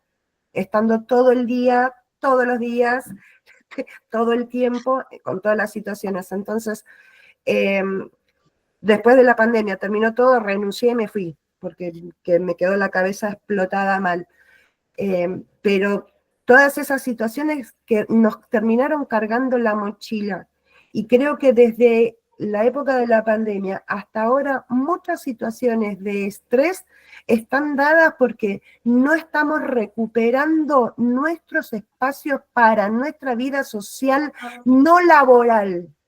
O esparcimiento, o ejercicio, o algo. Distracción. Y ahí porque uno, por ejemplo, desde la pandemia para acá, ese diagnóstico que ustedes hacen, lo comparto en un 100%, pero si uno lo pone por un poquito más atrás, antes de la pandemia, sobre todo las grandes empresas o las grandes compañías y las que podían disponer de ese tipo de actividades, iban generando algo que incluso a veces no necesariamente era solo para las grandes, de ir generando como una cultura de pertenencia. Entonces, no sé, por ejemplo, yo hablo desde Capital, con Urbano, que es donde yo vivo, aparecían los after office, ¿sí? ¿Y qué era un after office? No, after office era ir a tomar algo, después ¿con quién? Con mis compañeros de trabajo. Digamos, ¿no? Entonces era como que la continuidad laboral se daba en un ámbito que supuestamente es un ámbito donde uno busca por distracción, por recreación, porque quiere hacer algo distinto. Y si uno va con compañeros y compañeras de trabajo a un lugar, ¿de qué termina hablando? De trabajo. ¿No? Más allá que capaz en algún momento le sacamos el cuero a alguno, le sacamos el cuero al otro, algún chismecito, digamos, ¿no? Alguna cuestión amorosa, tal vez, en el mejor de los casos, digamos, ¿no? Pero después de que se termina hablando, y se termina hablando de trabajo. De la misma manera que por eso muchos lugares ponen, por ejemplo, no sé, actividades físicas para sus empleados. Entonces, digamos, todo lo que jugamos al fútbol, ¿qué es lo más difícil de jugar al fútbol con amigos? Juntar la cantidad determinada de gente que necesitamos. Si es un fútbol 5, necesitamos juntar 10. Si es un fútbol más grande, necesitamos juntar más cantidad de gente. En cambio, acá yo tengo un lugar en donde me ponen un montón de gente disponible. Entonces, termino de trabajar, me juego un partidito de fútbol, llegué a casa hasta bañadito y todo, digamos, y cumplí con esto. Entonces, esta cosa de meter el resto de mi vida en el trabajo. ¿Pero por qué? Porque el trabajo, de esa manera que generaba identidad, como uno podría plantearlo en la idea del capitalismo 2.0, del modelo industrial, de cómo el modelo industrial generó un tipo de Estado que fue lo acompañó, que es el Estado de Bienestar, que cuando uno pone de ejemplo a los países nórdicos, por ejemplo, es fácil ponerlo como ejemplo a los países nórdicos, o poner otras cosas porque sostienen gran parte del Estado de Bienestar, generó el concepto de clase media, que ya no es clase media aquel que está entre el rico y el pobre, sino que la clase media también como elemento simbólico, ¿no? De progreso. Yo quiero que mis hijos progresen. Entonces, yo que no estudié, quiero que mis hijos estudien. Yo que hice esto, quiero que mis hijos tal cosa. Es un poco también lo que cuando hablábamos de las generaciones dicen, pero pará, vos querés esto, pero yo hoy si quiero acceder, imagínense a alguien joven que quiera acceder a la propiedad. Ciencia ficción. Digamos, ¿no? Entonces, digo, al final, no sé, en mi caso, digamos, ¿no? Por la edad que tengo, mis abuelos que no terminaron la escuela primaria tuvieron propiedad. Las dificultades para mí son inconmensurables frente a, digamos, la distancia de, por lo menos, formación que tengo con mis abuelos. Entonces, todos estos elementos configuran esos contextos y, por lo tanto, dan cuenta que el trabajo como ordenamiento social va adquiriendo cada vez características no solo diferentes, ¿no? Sino que además de diferente, van generando un determinado tipo de sociedad. Por eso, por ejemplo, esto que ustedes traían de Mark Fisher con la idea de la privatización del estrés, el autor, el libro habla de varias de estas cosas, el capítulo que nosotros leímos habla puntualmente de eso, porque justamente como ustedes lo planteaban, es más fácil identificarse que yo soy el problema, que las dificultades son propias, que yo no llegué, que no di cuenta, que no me esforcé lo necesario, ¿verdad? Cuando hay que hablar sobre una cuestión sistémica, ¿sí? Cuando hay que decir, bueno, pero pará, porque acá como sociedad, ¿qué nos piden? Como sociedad nos piden que estemos espléndidos de cuerpo, ¿sí? De la mejor manera, no importa la edad que tengamos, ¿no? Pero de acuerdo a la edad que tenemos que estar lo más espléndido posible, que tenemos que estar súper enterados de todo, porque si no nos agarra FOMO, digamos, ¿no? Si no vemos todo lo que hay que ver y ese tipo de cosas, que tenemos que estar al día con el desarrollo de nuevas tecnologías, con las redes sociales, y que tenemos que estar siempre escalando en el trabajo, pero el día sigue teniendo 24 horas, ¿sí? Entonces, por lo tanto, después por eso, ¿por qué aparecen, no sé, los fines de semana largo? Entonces, el fin de semana largo aparece como ese gran momento que uno dice, bueno, ahora descanso. Y el sistema, ¿qué hace en ese momento? Dice, bueno, ahora que descansás, ¿sabes qué? Te pongo la zanahoria adelante. Entonces, bueno, para descansar de verdad, ¿qué hay que hacer? Y irse a una escapadita. De esa manera, no sabés cómo relajo en esa escapadita, ¿no? Entonces, el sistema se retroalimenta. Cuando estoy produciendo, cuando estoy trabajando, estoy produciendo. Cuando estoy descansando, en el caso que lo pueda hacer descansando, teniendo otras actividades, estoy gastando aquello que produje. Y en cuanto más cantidad de horas tengo ocupada, mis disfrutes, y en esos momentos de disfrute tengo que explotarlos al máximo, ¿no? Esa idea de, bueno, ¿por qué no me voy a comprar esa remerita si para eso trabajo? ¿Sí? Esa idea de, bueno, me voy a darme ese gustito, si al final entonces, que como ustedes planteaban, ¿no? Uno dice, bueno, el choque generacional es tan fuerte porque efectivamente alguien más joven te puede decir, bueno, pero ¿qué querés? Que haga todas las horas del día como hiciste vos y mirá dónde estás, ¿no? Entonces yo ahora quiero sacarle provecho a este tiempo que tengo. Entonces lo voy a, no sé, hay la página, lo ubican Big Box. Hoy te doy la palabra, Miguel, ¿eh? La página Big Box, ¿sí? De esa de los regalos, ¿sí? Ya no es regalo algo material, te regalo experiencias. Experiencia. Exacto, digamos, ¿no? Que la experiencia vos la capitalizás. Que después habría que ver qué significa capitalizarla. Yo estoy de acuerdo con eso de las experiencias, está bueno, y pensar incluso hasta en lo material. Pero acá, al decir esto, como cuando estamos como supeditada la experiencia por la experiencia, ¿no? Entonces ahí aparece una zanahoria que cada vez está más lejos. Sí, Miguel, por favor. Sí, es una cuestión que del huevo o la gallina, ¿no? Cuando veía la propaganda, ¿no? Para hacer el trabajo, me vino a la mente dos canciones, ¿no? Bueno, Plástico de Rubén Blades y Fake Plastic Trees de Radiohead, ¿no? Más o menos es la misma temática. A ver, para mí es, y seguramente estoy equivocado, pero es un fenómeno de mayorías, o sea, la mayoría de la gente le gusta el plástico y la minoría tiene que soportar la elección de la mayoría, la superficialidad, el hedonismo, el consumismo, la moda descartable, y como que me cuesta enganchar como el tema performativo o de producción de subjetividad que el capitalismo, al cual el capitalismo nos induce. Lamentablemente, ¿cómo puedo decir? Es como que voy a hacer una ensalada de frutas, ¿no? Se me viene Darwin a la cabeza. O sea, es la ley de la selva, la mayoría va para allá y la minoría soporta las consecuencias. Fin, nada más. No, yo lo que pensaba en esto que decía Miguel, que no sé si necesariamente es la mayoría. Por ahí es lo que creemos que es la mayoría o lo que más vemos, pero no sé si representa realmente a la mayor cantidad de gente.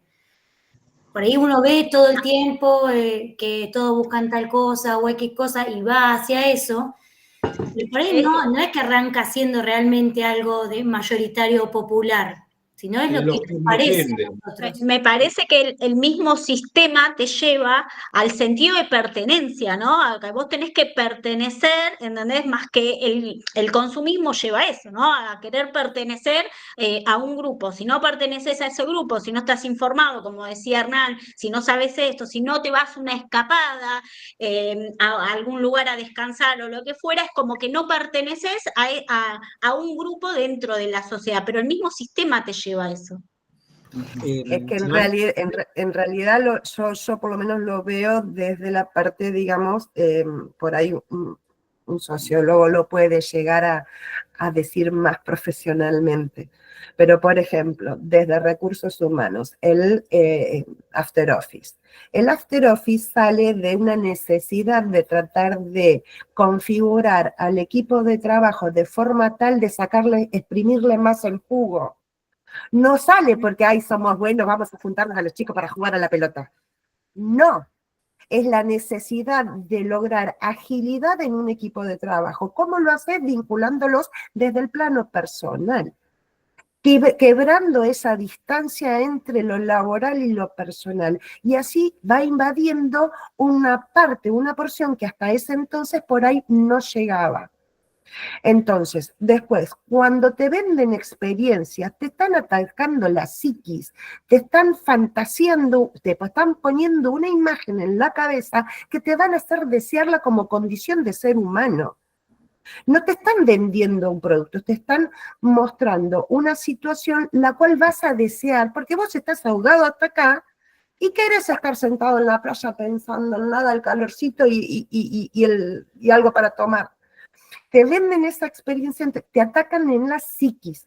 Eso es lo que nos viene sucediendo y cada vez es más agresivo en cuanto a el efecto que va logrando de la gente que lo va estudiando, de cómo ir manejando los roles y las formas y el mismo capitalismo y el consumismo que está tan acelerado. Es esa misma situación que va generando ese acelere para que vos no te detengas a pensar y tengas la lucidez de esos 2 segundos a decir, pará, hasta acá. Es como a grandes rasgos estoy, ¿no? Obviamente. Cuando uno tiene esos 2 segundos de pensar, frena y no, momentito, me cambio de carril. Ahí vos le diste una introducción a vamos a compartir algo nuevamente. Y con esto que vamos a compartir, ahí vamos a conectar ahí con el último autor, con Lazzarato. Nuevamente necesito que me confirmen si se escucha porque es fundamental escucharlo, ¿eh? No, la verdad que no veníamos bien. Nos estamos peleando mucho. Pero yo quería darnos una chance, entonces saqué un paquete para ir a Brasil en 24 cuotas. Decido regalarle un celular, uno bueno. Un colchón king size, un 80x2, puma alta densidad, doble pillow. Lo pagamos con mi tarjeta en 18 cuotas. Pasaron 2 meses y nos separamos. En el día de San Valentín, un día en el que las marcas solo hablan de amor, todo se llena de frases cursis y promos pensadas para parejas. Nosotros decidimos hablar de corazones rotos y plata. Porque después de todo, somos un banco. Invitamos a la gente a contar qué regalo le habían hecho a su ex y seguían pagando. Si la historia era elegida, nos hacíamos cargo de las cuotas pendientes. ¿Cuántas parejas conoces que se hayan separado en una excursión nadando con delfines? Yo la sigo viendo porque ahora no para de subir contenido a las redes, la verdad. Con su super cámara. Ella se quedó con el colchón. Yo me quedé con las cuotas. Hay muchas formas de comprarse un problema. Y un regalo a un ex en cuotas rankea bastante alto en esa lista. Tal vez por eso la campaña fue un éxito. La gente disfrutó de hacer catarsis. Parecía como si todos estuvieran sufriendo por la misma razón. La campaña se viralizó y fue cubierta por muchos medios. Ir en contra del amor fue un éxito. ¿Qué aprendimos? Que un banco no puede sanar un corazón después de una separación, pero puede hacer que olvidar cueste menos. Si me preguntás del 1 al 10 cuánto lo extraño, yo te digo que del 1 al 10 no me preguntes nada porque llega el resumen de la tarjeta. Ahí hay 2 manos levantadas, ¿sí? Los escuchamos, a Juan y a Sergio, ¿puede ser? Sí. Bueno, lo mío es un pequeño aporte nada más porque voy a dar la mirada como estudiante de la licenciatura de turismo, que los fines de semana largo nosotros lo vemos como una oportunidad para que los destinos turísticos les entre algunos recursos. Lo producido por los turistas en la semana, que lo vayan a gastar el fin de semana largo. Claro, está bien. Y banco, banco. Perdón, Sergio. Mueve un montón de comercio, mueve un montón de gente que está esperando recursos, está esperando que gastemos para subsistir. Sí, mueve, está bien lo del turismo. Yo creo que hay que darle un empuje más grande. No estoy en la industria, Lo que yo decía con todo esto es que decía Silvina y Natalia, es lo que nos meten, es lo que nos venden. Es eso, nos venden, no somos todos que seguimos o aceptamos, como decía Miguel. Yo, por ejemplo, con el tema, si vamos... A ver, yo creo que esta publicidad comercialmente debe haber tenido muy buenos resultados. Está muy bien logrado. Pero hay un sector que nos resistimos. Yo soy anti-mercado. No me dejo convencer tan fácil. Yo no soy de gastar, por ejemplo. Tengo sí una tarjeta porque debito los seguros de casa, de los autos, todo eso por una comodidad de pago. Pero yo no uso tarjeta para consumir nada. Nada a lo que llamamos comprar algo, comestible, de vivienda, ropa. Yo uso las tarjetas nada más que para eso. En el año 98, 99, cuando se venía la hecatombe, le di de baja todas las tarjetas, cuenta corriente, todo porque ya veía lo que se venía. De ahí en más me acostumbré a tener, además yo manejaba mucho efectivo, y me acostumbré a eso. Yo gasto cuando lo tengo en el bolsillo. Después que lo gané, lo tengo en el bolsillo, ahí gasto. Ahí sí digo, bueno, me compro esto, me compro lo otro, y lo pagaré contado, y lo pago contado porque lo tengo. Si no, lo sigo guardando para comprármelo de contado. Hay inflación, lo pongo en dólares o en otra cosa, y después cuando lo junté lo consumo. Suelo hacer eso, por eso digo que soy un poquito anti-mercado. Hay dos cosas. Hay dos cosas. Una le digo ahora y la otra después de la intervención de los compañeros. La primera es... Si vislumbrás algo así, avisanos, por favor. Por favor. Había levantado la mano Claudio y Natalia.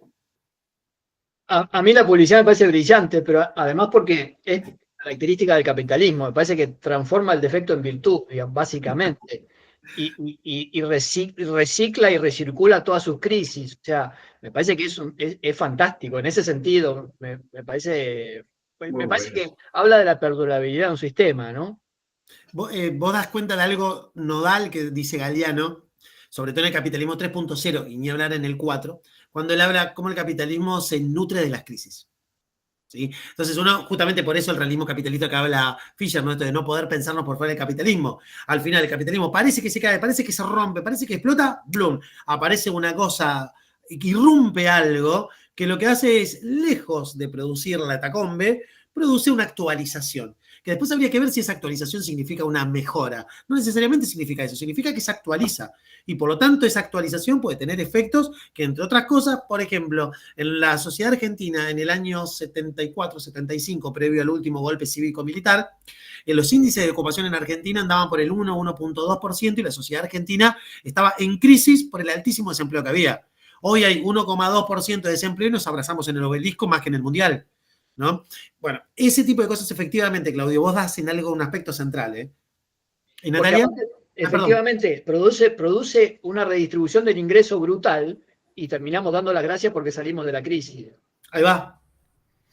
No, mi aporte era más filosófico, ¿no? Pero esto que decía Silvina, de que uno puede por ahí parar y decir, no, me están vendiendo algo, vuelvo un poco a la realidad, no sé cómo va a impactar en los que nos siguen a corta distancia, porque todos nosotros vivimos en un mundo prácticamente sin tecnología, pero mis hijos nacieron con todo eso constante, y no sé si pueden discernir tan bien.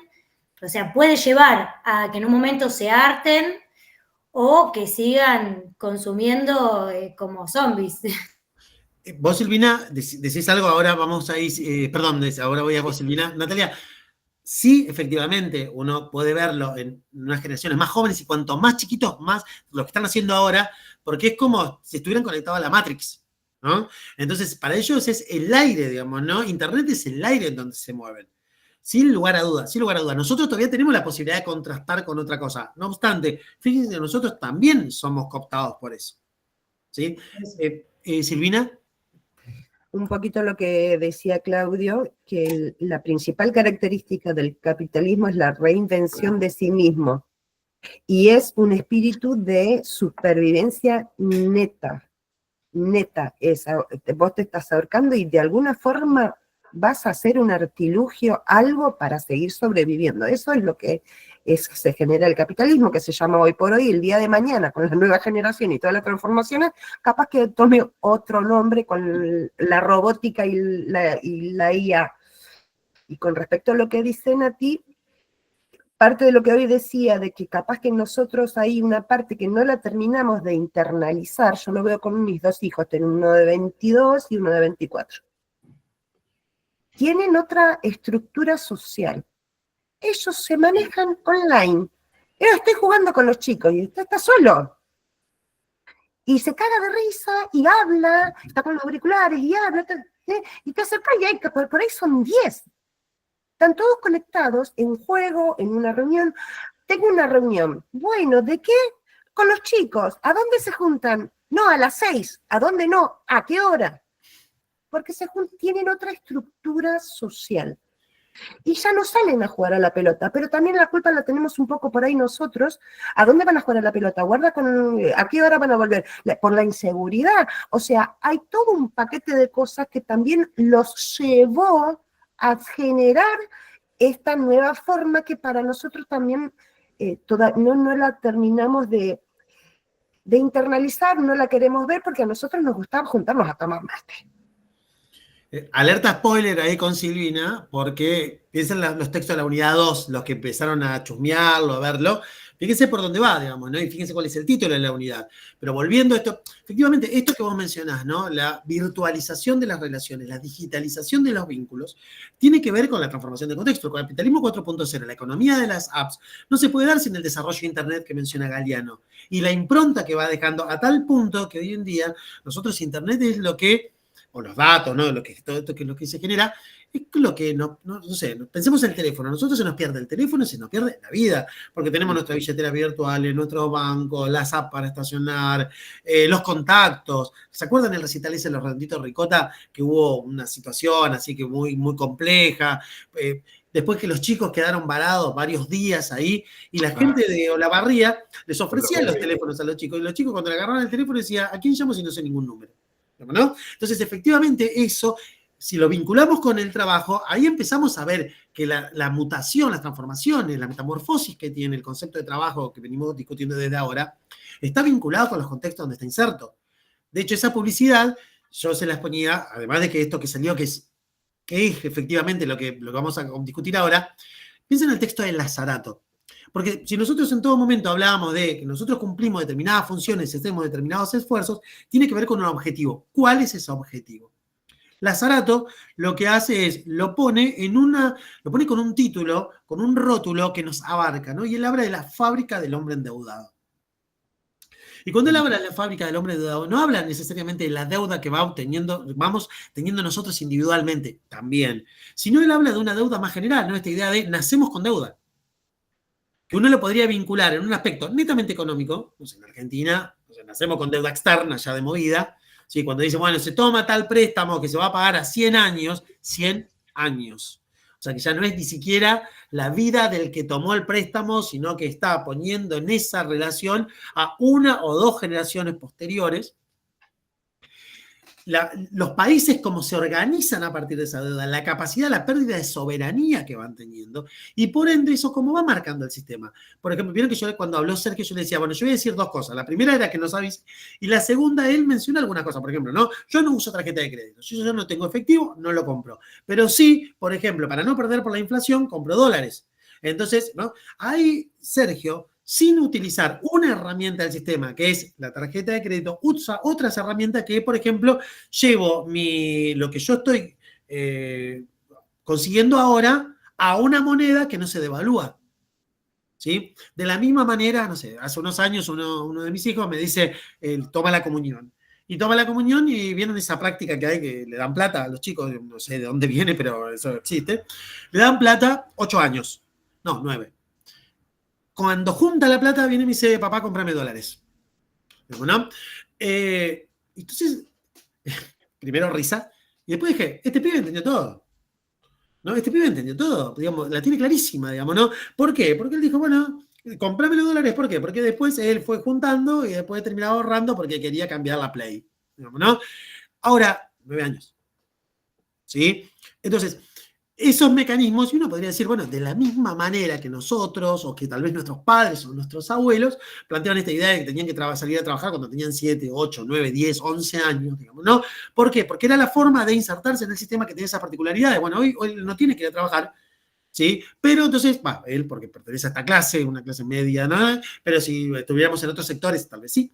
Bueno, pero él dice, ok, tengo que aplicar estos mecanismos. Entonces nosotros estamos recontrainsertos en ese sistema al punto tal que después decimos, bueno, el viernes voy al supermercado porque con la tarjeta tengo el 15%, pero aparte me hace el 12% y entonces por lo tengo y tal. Entonces si yo compro con crédito me dicen 30% de descuento o 12 cuotas y nosotros entramos con una agilidad matemática tal. Ahí, lástima que el compañero que habló de la matemática ahora no está, Manuel. Pero entramos con una lógica matemática actual que enseguida tiki, ¿no? Entonces, cuando te ponen en los supermercados que te ponen una botella 10, 6 botellas 60, vos decís, oferta, no, me estás viendo la cara, digamos, ¿no? Entonces, ese ejercicio que nosotros tenemos está vinculado con esto. Por eso Lazarato, cuando plantea esta idea del endeudamiento, él lo dice, ojo, porque ese endeudamiento económico en este sentido también está vinculado hasta con otras cuestiones que si uno va a cuestiones más profundas, pensemos cómo las religiones se manejan con eso, ¿no? ¿Por qué existe el bautismo en los distintos cristianismos? Porque hay que limpiar la mácula, ¿no? La mancha original, ¿no? Bueno, ahora, por ejemplo, el cristianismo tiene como un 2.0 de esto que dice, no te estamos limpiando el pecado original, porque ¿qué pecado original puede tener? Algo que no sabe, sino que en realidad formás parte de la comunidad, entonces es como la fiesta para recibirte, y tiene como otro sentido, ¿no? Pero ¿no? Uno ya venía con esa, ¿no? Con la deuda, siempre estamos, y cuando hay una relación que está establecida por la deuda, siempre hay una sujeción de poder. Por eso Lazarato dice que la deuda es un mecanismo de poder. Entonces, cuanto más deuda tenemos, más más aceptamos el poder. Poder que no necesariamente tiene que estar presentado en una forma coercitiva. De hecho, y pensemos, los discursos que están dando ahora, están dando de vuelta, ¿no? Por ejemplo, se piensa en la idea de libertad, ¿no? Una idea que ahora, un concepto que en estos últimos años, no solo en nuestro país, sino en el mundo, ha adquirido, ¿no? Como un revival, cuando en realidad uno empieza a desarticular el concepto de libertad, ¿de qué tipo de libertad estamos hablando? ¿No? Porque el concepto de libertad, a ver, ojo, el concepto de libertad no es hacer lo que quiero, eso no es libertad, no hay ningún filósofo que defina el concepto de libertad como hacer lo que quiera. Siempre el concepto de libertad está vinculado directamente con límites, con formas de desarrollar esa libertad. Nunca es hago lo que quiero. ¿Sí, Silvina? Que la libertad, por ejemplo, yo lo que voy entendiendo o lo que mi percepción, ¿sí?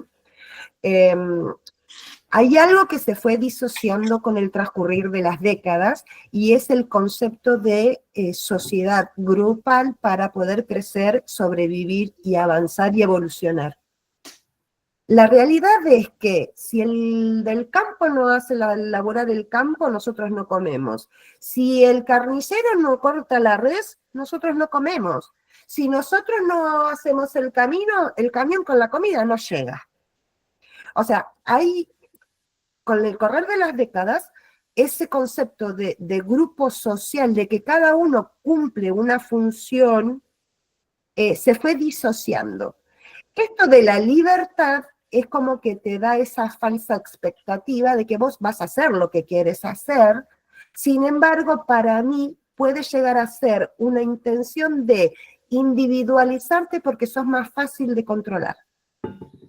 Bueno, pensemos la deuda, ¿no? A ver, perdona, ahora te doy la palabra, Natalia. Pero yo puedo estar con toda la fiaca del mundo lunes, 6:30 de la mañana, 6:15 de la mañana. No quiero ir a trabajar, no quiero ir a trabajar, no quiero ir a trabajar. Pulsión de muerte. Vamos a poner en términos psicológicos. Y después rápidamente aflora la pulsión de vida. Mira, levantate y andá, porque si no vas, perdés el presentismo, te descuentan el día y vos a fin de mes tenés que pagar y que tenés que dar cuenta. Entonces, a mí nadie me tiene que venir y poner un revólver en la cabeza para obligarme a levantarme. Yo solo me levanto. Yo, digamos, mi pulsión de vida se sobrepone a la pulsión de muerte. Esto en términos psicológicos, por favor, de cómo se genera la libido, ¿no? No la muerte en el sentido estricto del término, ¿no? Sino esto que te tira para abajo o lo que te tira para arriba. Bueno, yo solo me voy a levantar y voy a ir, digamos, ¿no? Y voy a ir porque yo tengo que cumplir con determinadas cosas a fin de mes. Y en el marco de la sociedad donde nosotros estamos insertos, eso es fundamental. Porque si, entre otras cosas, si yo no pago la luz, me la cortan. Y si yo no pago internet, lo cortan. Y si yo no pago, etcétera, etcétera, etcétera. Sí, Natalia. Sí, que esto un poco de libertad es el speech de que vos podés decidir, pero ¿en base a qué opciones? ¿Quién te da las opciones? Si yo puedo elegir, sí, pero tengo 4 cosas que me la impone el sistema, la sociedad. Entonces es una libertad, no es libertad. Porque en realidad, por ejemplo, hoy en día la libertad, el concepto de libertad, como por ejemplo cuando se citan autores como, no sé, la escuela austríaca de pensamiento económico, ¿no? La escuela austríaca, o autoras como Annie Rand, ¿no? En realidad lo que se habla es de la libertad de mercado.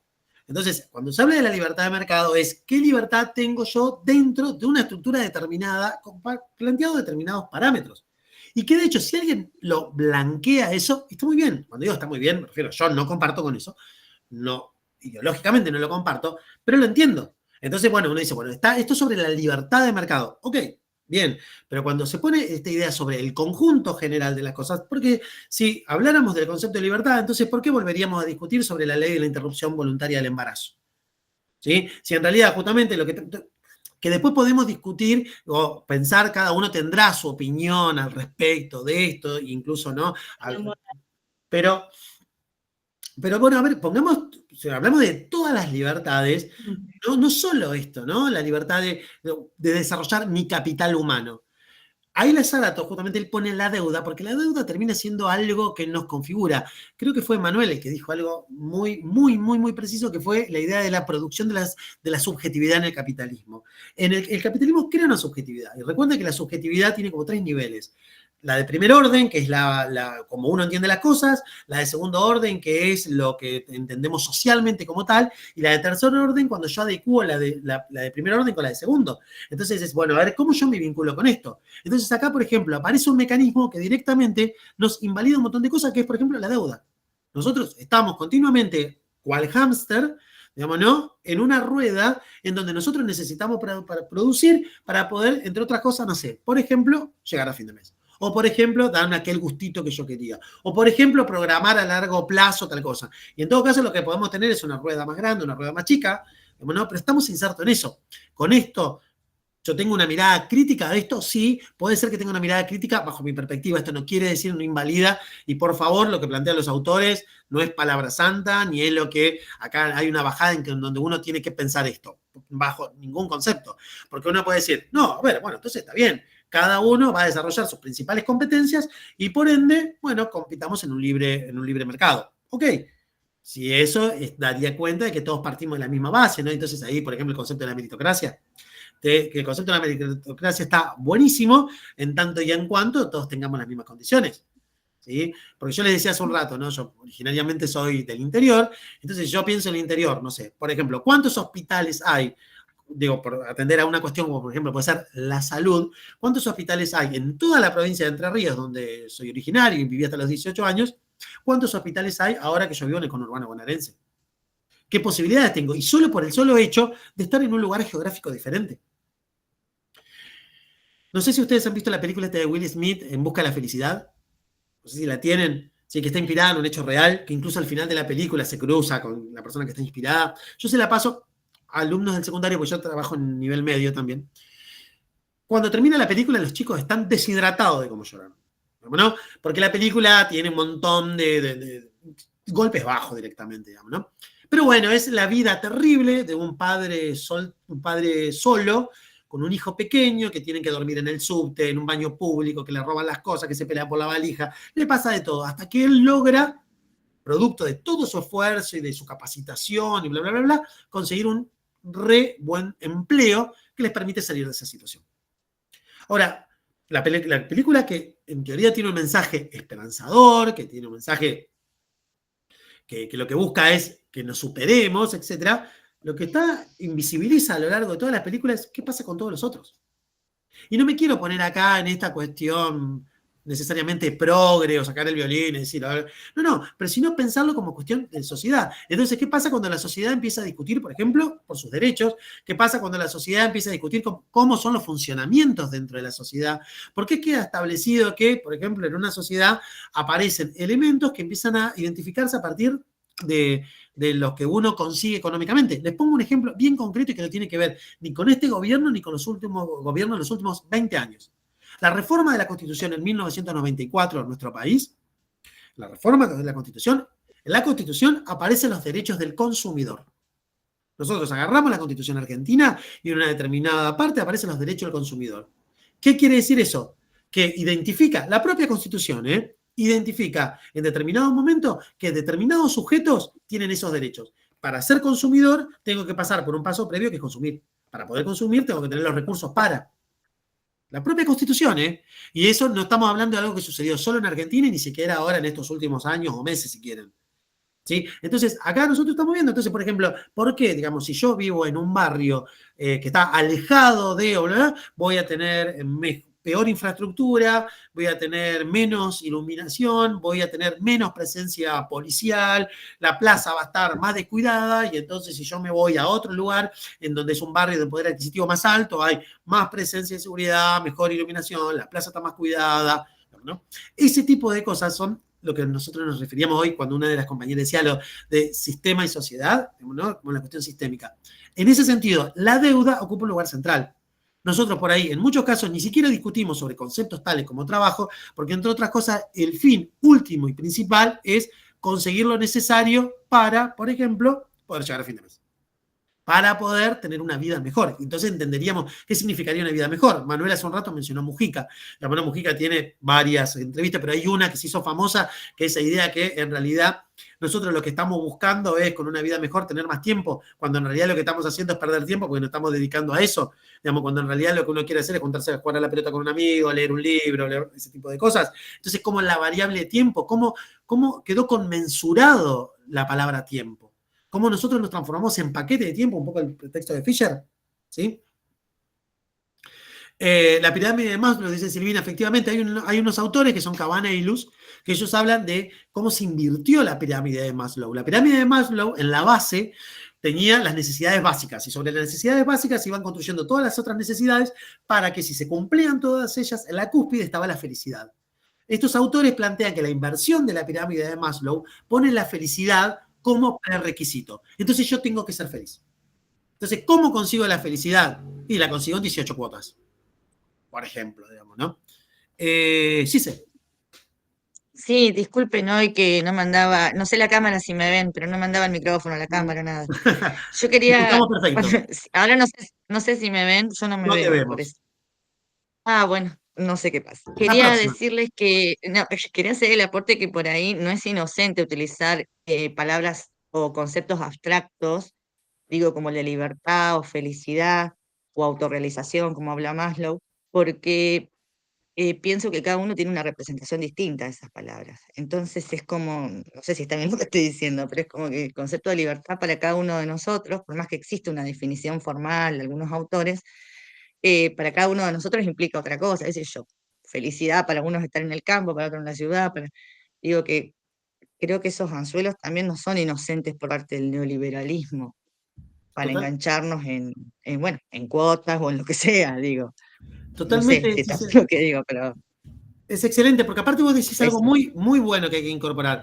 Porque también para una persona que, por ejemplo, cambiar el auto todos los años, eso puede ser su felicidad. Ahora, lo que entonces habría de decir, entonces existen tanta felicidad como subjetividades, y ahí es donde empezamos a metemos otros elementos en los análisis, cuando en realidad el conceptos como tales, que vos decís efectivamente, cuando son presentados en forma tan naif, como la publicidad esta del banco, es un ejemplo de ello, digamos, ¿no? Ahí en realidad lo que está hablando es de personas que rompieron vínculos amorosos, vínculos afectivos, que afectó tal cosa, afectó tal otra. Por supuesto que está hecho de tal manera, como ahí decía, creo que era Claudio de la publicidad, es buenísima desde el sentido de lo que quiere plantear, está clarísimo, digamos, ¿no? Pero lo que está haciendo es reconvirtiendo toda esa situación justamente en algo que es capitalizado. En ese sentido, porque cuando nosotros, por ejemplo, hablamos de mecanismos de poder, muchas veces uno tiende a pensar como en las películas, ¿no? Alguien malo que con una risa determinada que dice, bueno, y ahora voy a dominar el mundo, digamos, ¿no? Entonces, cuando le ponemos nombre y apellido al malo, digamos, ¿no? El malo aparece representado. Entonces, cuando nosotros decimos poder, tendemos a pensar, bueno, a ver, ¿dónde está el poder? ¿Quién nos mete el poder, digamos, no? Son los reptilianos, digamos, ¿no? Acá es mucho más sutil porque el poder queda desperdigado. Y el poder nos termina cruzando de tal forma que yo en realidad no tengo que andar registrando que alguien me está mandando, que hay un mandato imperativo sobre mí, sino que en realidad yo formo parte de un sistema y entonces en cuanto me bajo del sistema, tengo dificultades. Por ejemplo, ¿por qué para el sistema es fundamental que exista una persona durmiendo en la calle? Por más triste y horrible que nos parezca. Pero ¿por qué eso es saludable? Por favor, que se entienda lo que digo. Saludable para el sistema. ¿Sí, Manuel? Me había ido y volví. Qué pregunta más tensa. Creo que por una cuestión de autorregulación de las mismas, del mismo que sistema. Exacto, porque el propio sistema te va a mostrar... Perdón. La cuestión de supervivencia del sistema. Exacto, porque el sistema te muestra, mirá lo que les pasa a los que se caen del sistema. ¿Sí? Ese está ahí porque no leyó Lazarato. ¿No? Porque en realidad no es porque no leyó Lazarato, es porque no estudió, entonces no se esforzó, y entonces, digamos, ¿no? El concepto de outsider, digamos, ¿no? El que está por fuera del sistema, es el que no accede, y entonces, por lo tanto, a medida que te vas cayendo, después, ¿sí? ¿Cómo se hace eso? ¿Cómo volvés a entrar? ¿Cómo revertís esa... Exacto, ¿no? De hecho, por ejemplo, por eso la sociología, cuando se habla de, por ejemplo, la clasificación en la sociología, no existe el concepto de villa, ¿no? Sino que eso es como un calificativo que aparece en otro momento y tiene otras explicaciones. Pero sí aparecen, por ejemplo, la idea de barrios precarios, de asentamiento, y están vinculados con cuestiones estructurales. Por eso cuando se habla de la pobreza estructural es todo aquello que genera que uno no pueda salir de esa situación. Entonces yo no voy a poder estudiar si en realidad yo vivo en un barrio que tengo que caminar 15 cuadras de tierra para tomarme un colectivo. Eso termina siendo estructural. El sistema justamente lo que va a tratar de decir es que, bueno, vos vas a tener que buscar la forma de vencer esa situación que vos tenés. Aparece la deuda. Entonces, como nos aparece la deuda aparece como forma de acceder a aquellas cosas que nosotros podemos tangencialmente acercarnos cada vez a formar más parte del sistema. Último ejemplo. Si nosotros nos encontramos con compañeros, compañeras de trabajo a la vuelta de las vacaciones y alguien dice que en las vacaciones no hizo nada, ¿qué quiso decir? Que no hizo ninguna actividad productiva. Pero estuvo en las vacaciones, justamente. No tenés que, se supone que debería hacer algo productivo. Descansó. Pero, claro, sí, que no viajó, que no gastó, que no viajó. Exacto, porque por ejemplo yo digo, en las vacaciones no hice nada, viene otro y dice, y yo me fui a Mar del Tuyú, qué bueno el mar, bla, bla, bla. Entonces viene alguien que dice, y yo me fui a Ushuaia, listo, callate Mar del Tuyú, hablar de Ushuaia. Y viene alguien que dice, no, yo me hice un viajecito y estuve en Europa. Listo, callate Ushuaia, hablar de Europa. Porque cuanto más largo, más lejos fue ese viaje, es como que las vacaciones se capitalizaron más. Cuando uno en realidad dice, pero todo ese tiempo, no leíste, no miraste una película, no miraste la serie que te faltaba, no te juntaste a comer, no sacaste a pasear el perro y con tiempo y bla, bla, bla, no fuiste a visitar a alguien, no cocinaste, qué sé yo, 800 cosas. ¿Y eso por qué eso es nada y lo otro sí? Porque no consumiste. Exacto, porque también están, como Gisela decía hace un rato, ¿no? Esos conceptos están hasta ejemplificados, están hechos concretos con determinados elementos. Por lo tanto, tomarnos vacaciones y viajar son sinónimos. Y de hecho, si no lo haces, te faltó algo. Perdón que abundé en ejemplos de cine o series, estas cosas. Yo creo que les puse en la presentación, en la bitácora que subí. Yo, dentro de las investigaciones que hago, yo estudio sobre emergentes culturales. Entonces, series, películas, libros, videojuegos, etcétera, son cosas que yo trabajo mucho. Así que van a tener que tenerme paciencia porque yo ejemplifico mucho con estas cosas. Así que, y de hecho, siempre sugiero algo para ver, digamos, ¿no? Sobre esto, esa película de Will Smith, si tienen momento. Véanla, ya les digo, tiene varios golpes bajos. Pero para no terminar tan abajo, porque a veces estos autores, ¿no? Tienen como esta cosa que... Quería compartir algo de dos personas que a título de la cátedra son como nuestros titulares adjuntos, aunque ellos no lo saben. Y estas dos personas son Saborido y Capusotto. Entonces quería terminar con un brevísimo video como para ejemplificar un poco estas cosas que estamos hablando. Esperen que tengo que resetear el video.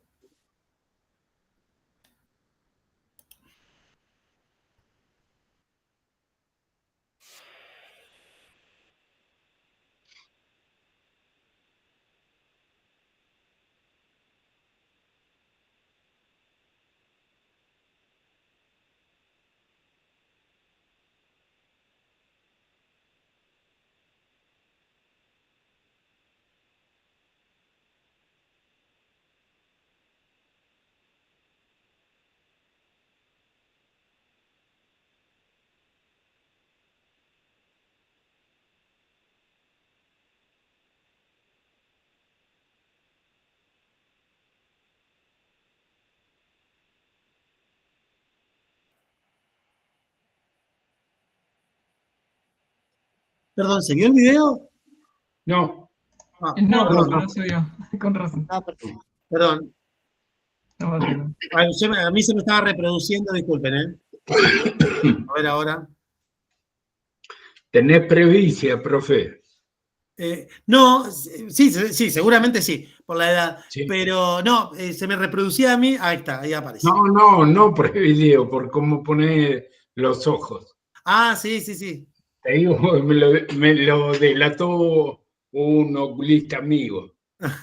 Me dice, venime a ver porque vos tenés previncia. ¿Por qué? Porque ponés los ojitos así. Gracias por el dato. Ahora parece que va a funcionar, ¿eh? Me dicen, por favor. Ah, sí se ve. Sí. Llegó el verano, la puta que te parió, llegó el verano, la puta que te parió, llegó el verano. No se escucha. La puta que te parió, un Sí. año entero tengo que Ah, yo lo trabajar, escucho. por 15 días chotos de falsa libertad, llegó el verano. No, yo no lo escucho. La puta que parió, llegó el No, verano. yo no lo escucho. La puta ¿El resto que te escucha? parió, un año entero Sí. Sí, sí, se escucha un poquito bajo, pero se escucha. chotos de falsa libertad, llegó el verano. La puta que te parió, llegó el verano. La puta que te parió, llegó el verano. Obvio que lo escribí porque ya veía que estaba condenada a entrar en un mundo donde iba a Ahora tener que sí. cambiar horas de mi vida para poder comprar lo que cuando nací ya era propiedad de otro, que a su vez ya había perdido como un infeliz su vida juntando plata para comprárselo a otro, y así sucesivamente hasta llegar al primer hijo de puta que inventó y organizó esta mierda de tener que trabajar para comer. ¡Cállate, idiota! No sé si les gusta este tipo de humor, disculpe, pero los planteos que hacen Saborido Sí, y a mí. Capusotto al respecto de entender el mundo contemporáneo a nuestro criterio como cátedra son maravillosos. Así que bueno, yo ahora corto la grabación. Antes que les quería, bueno, sobre todo agradecer por el encuentro de hoy.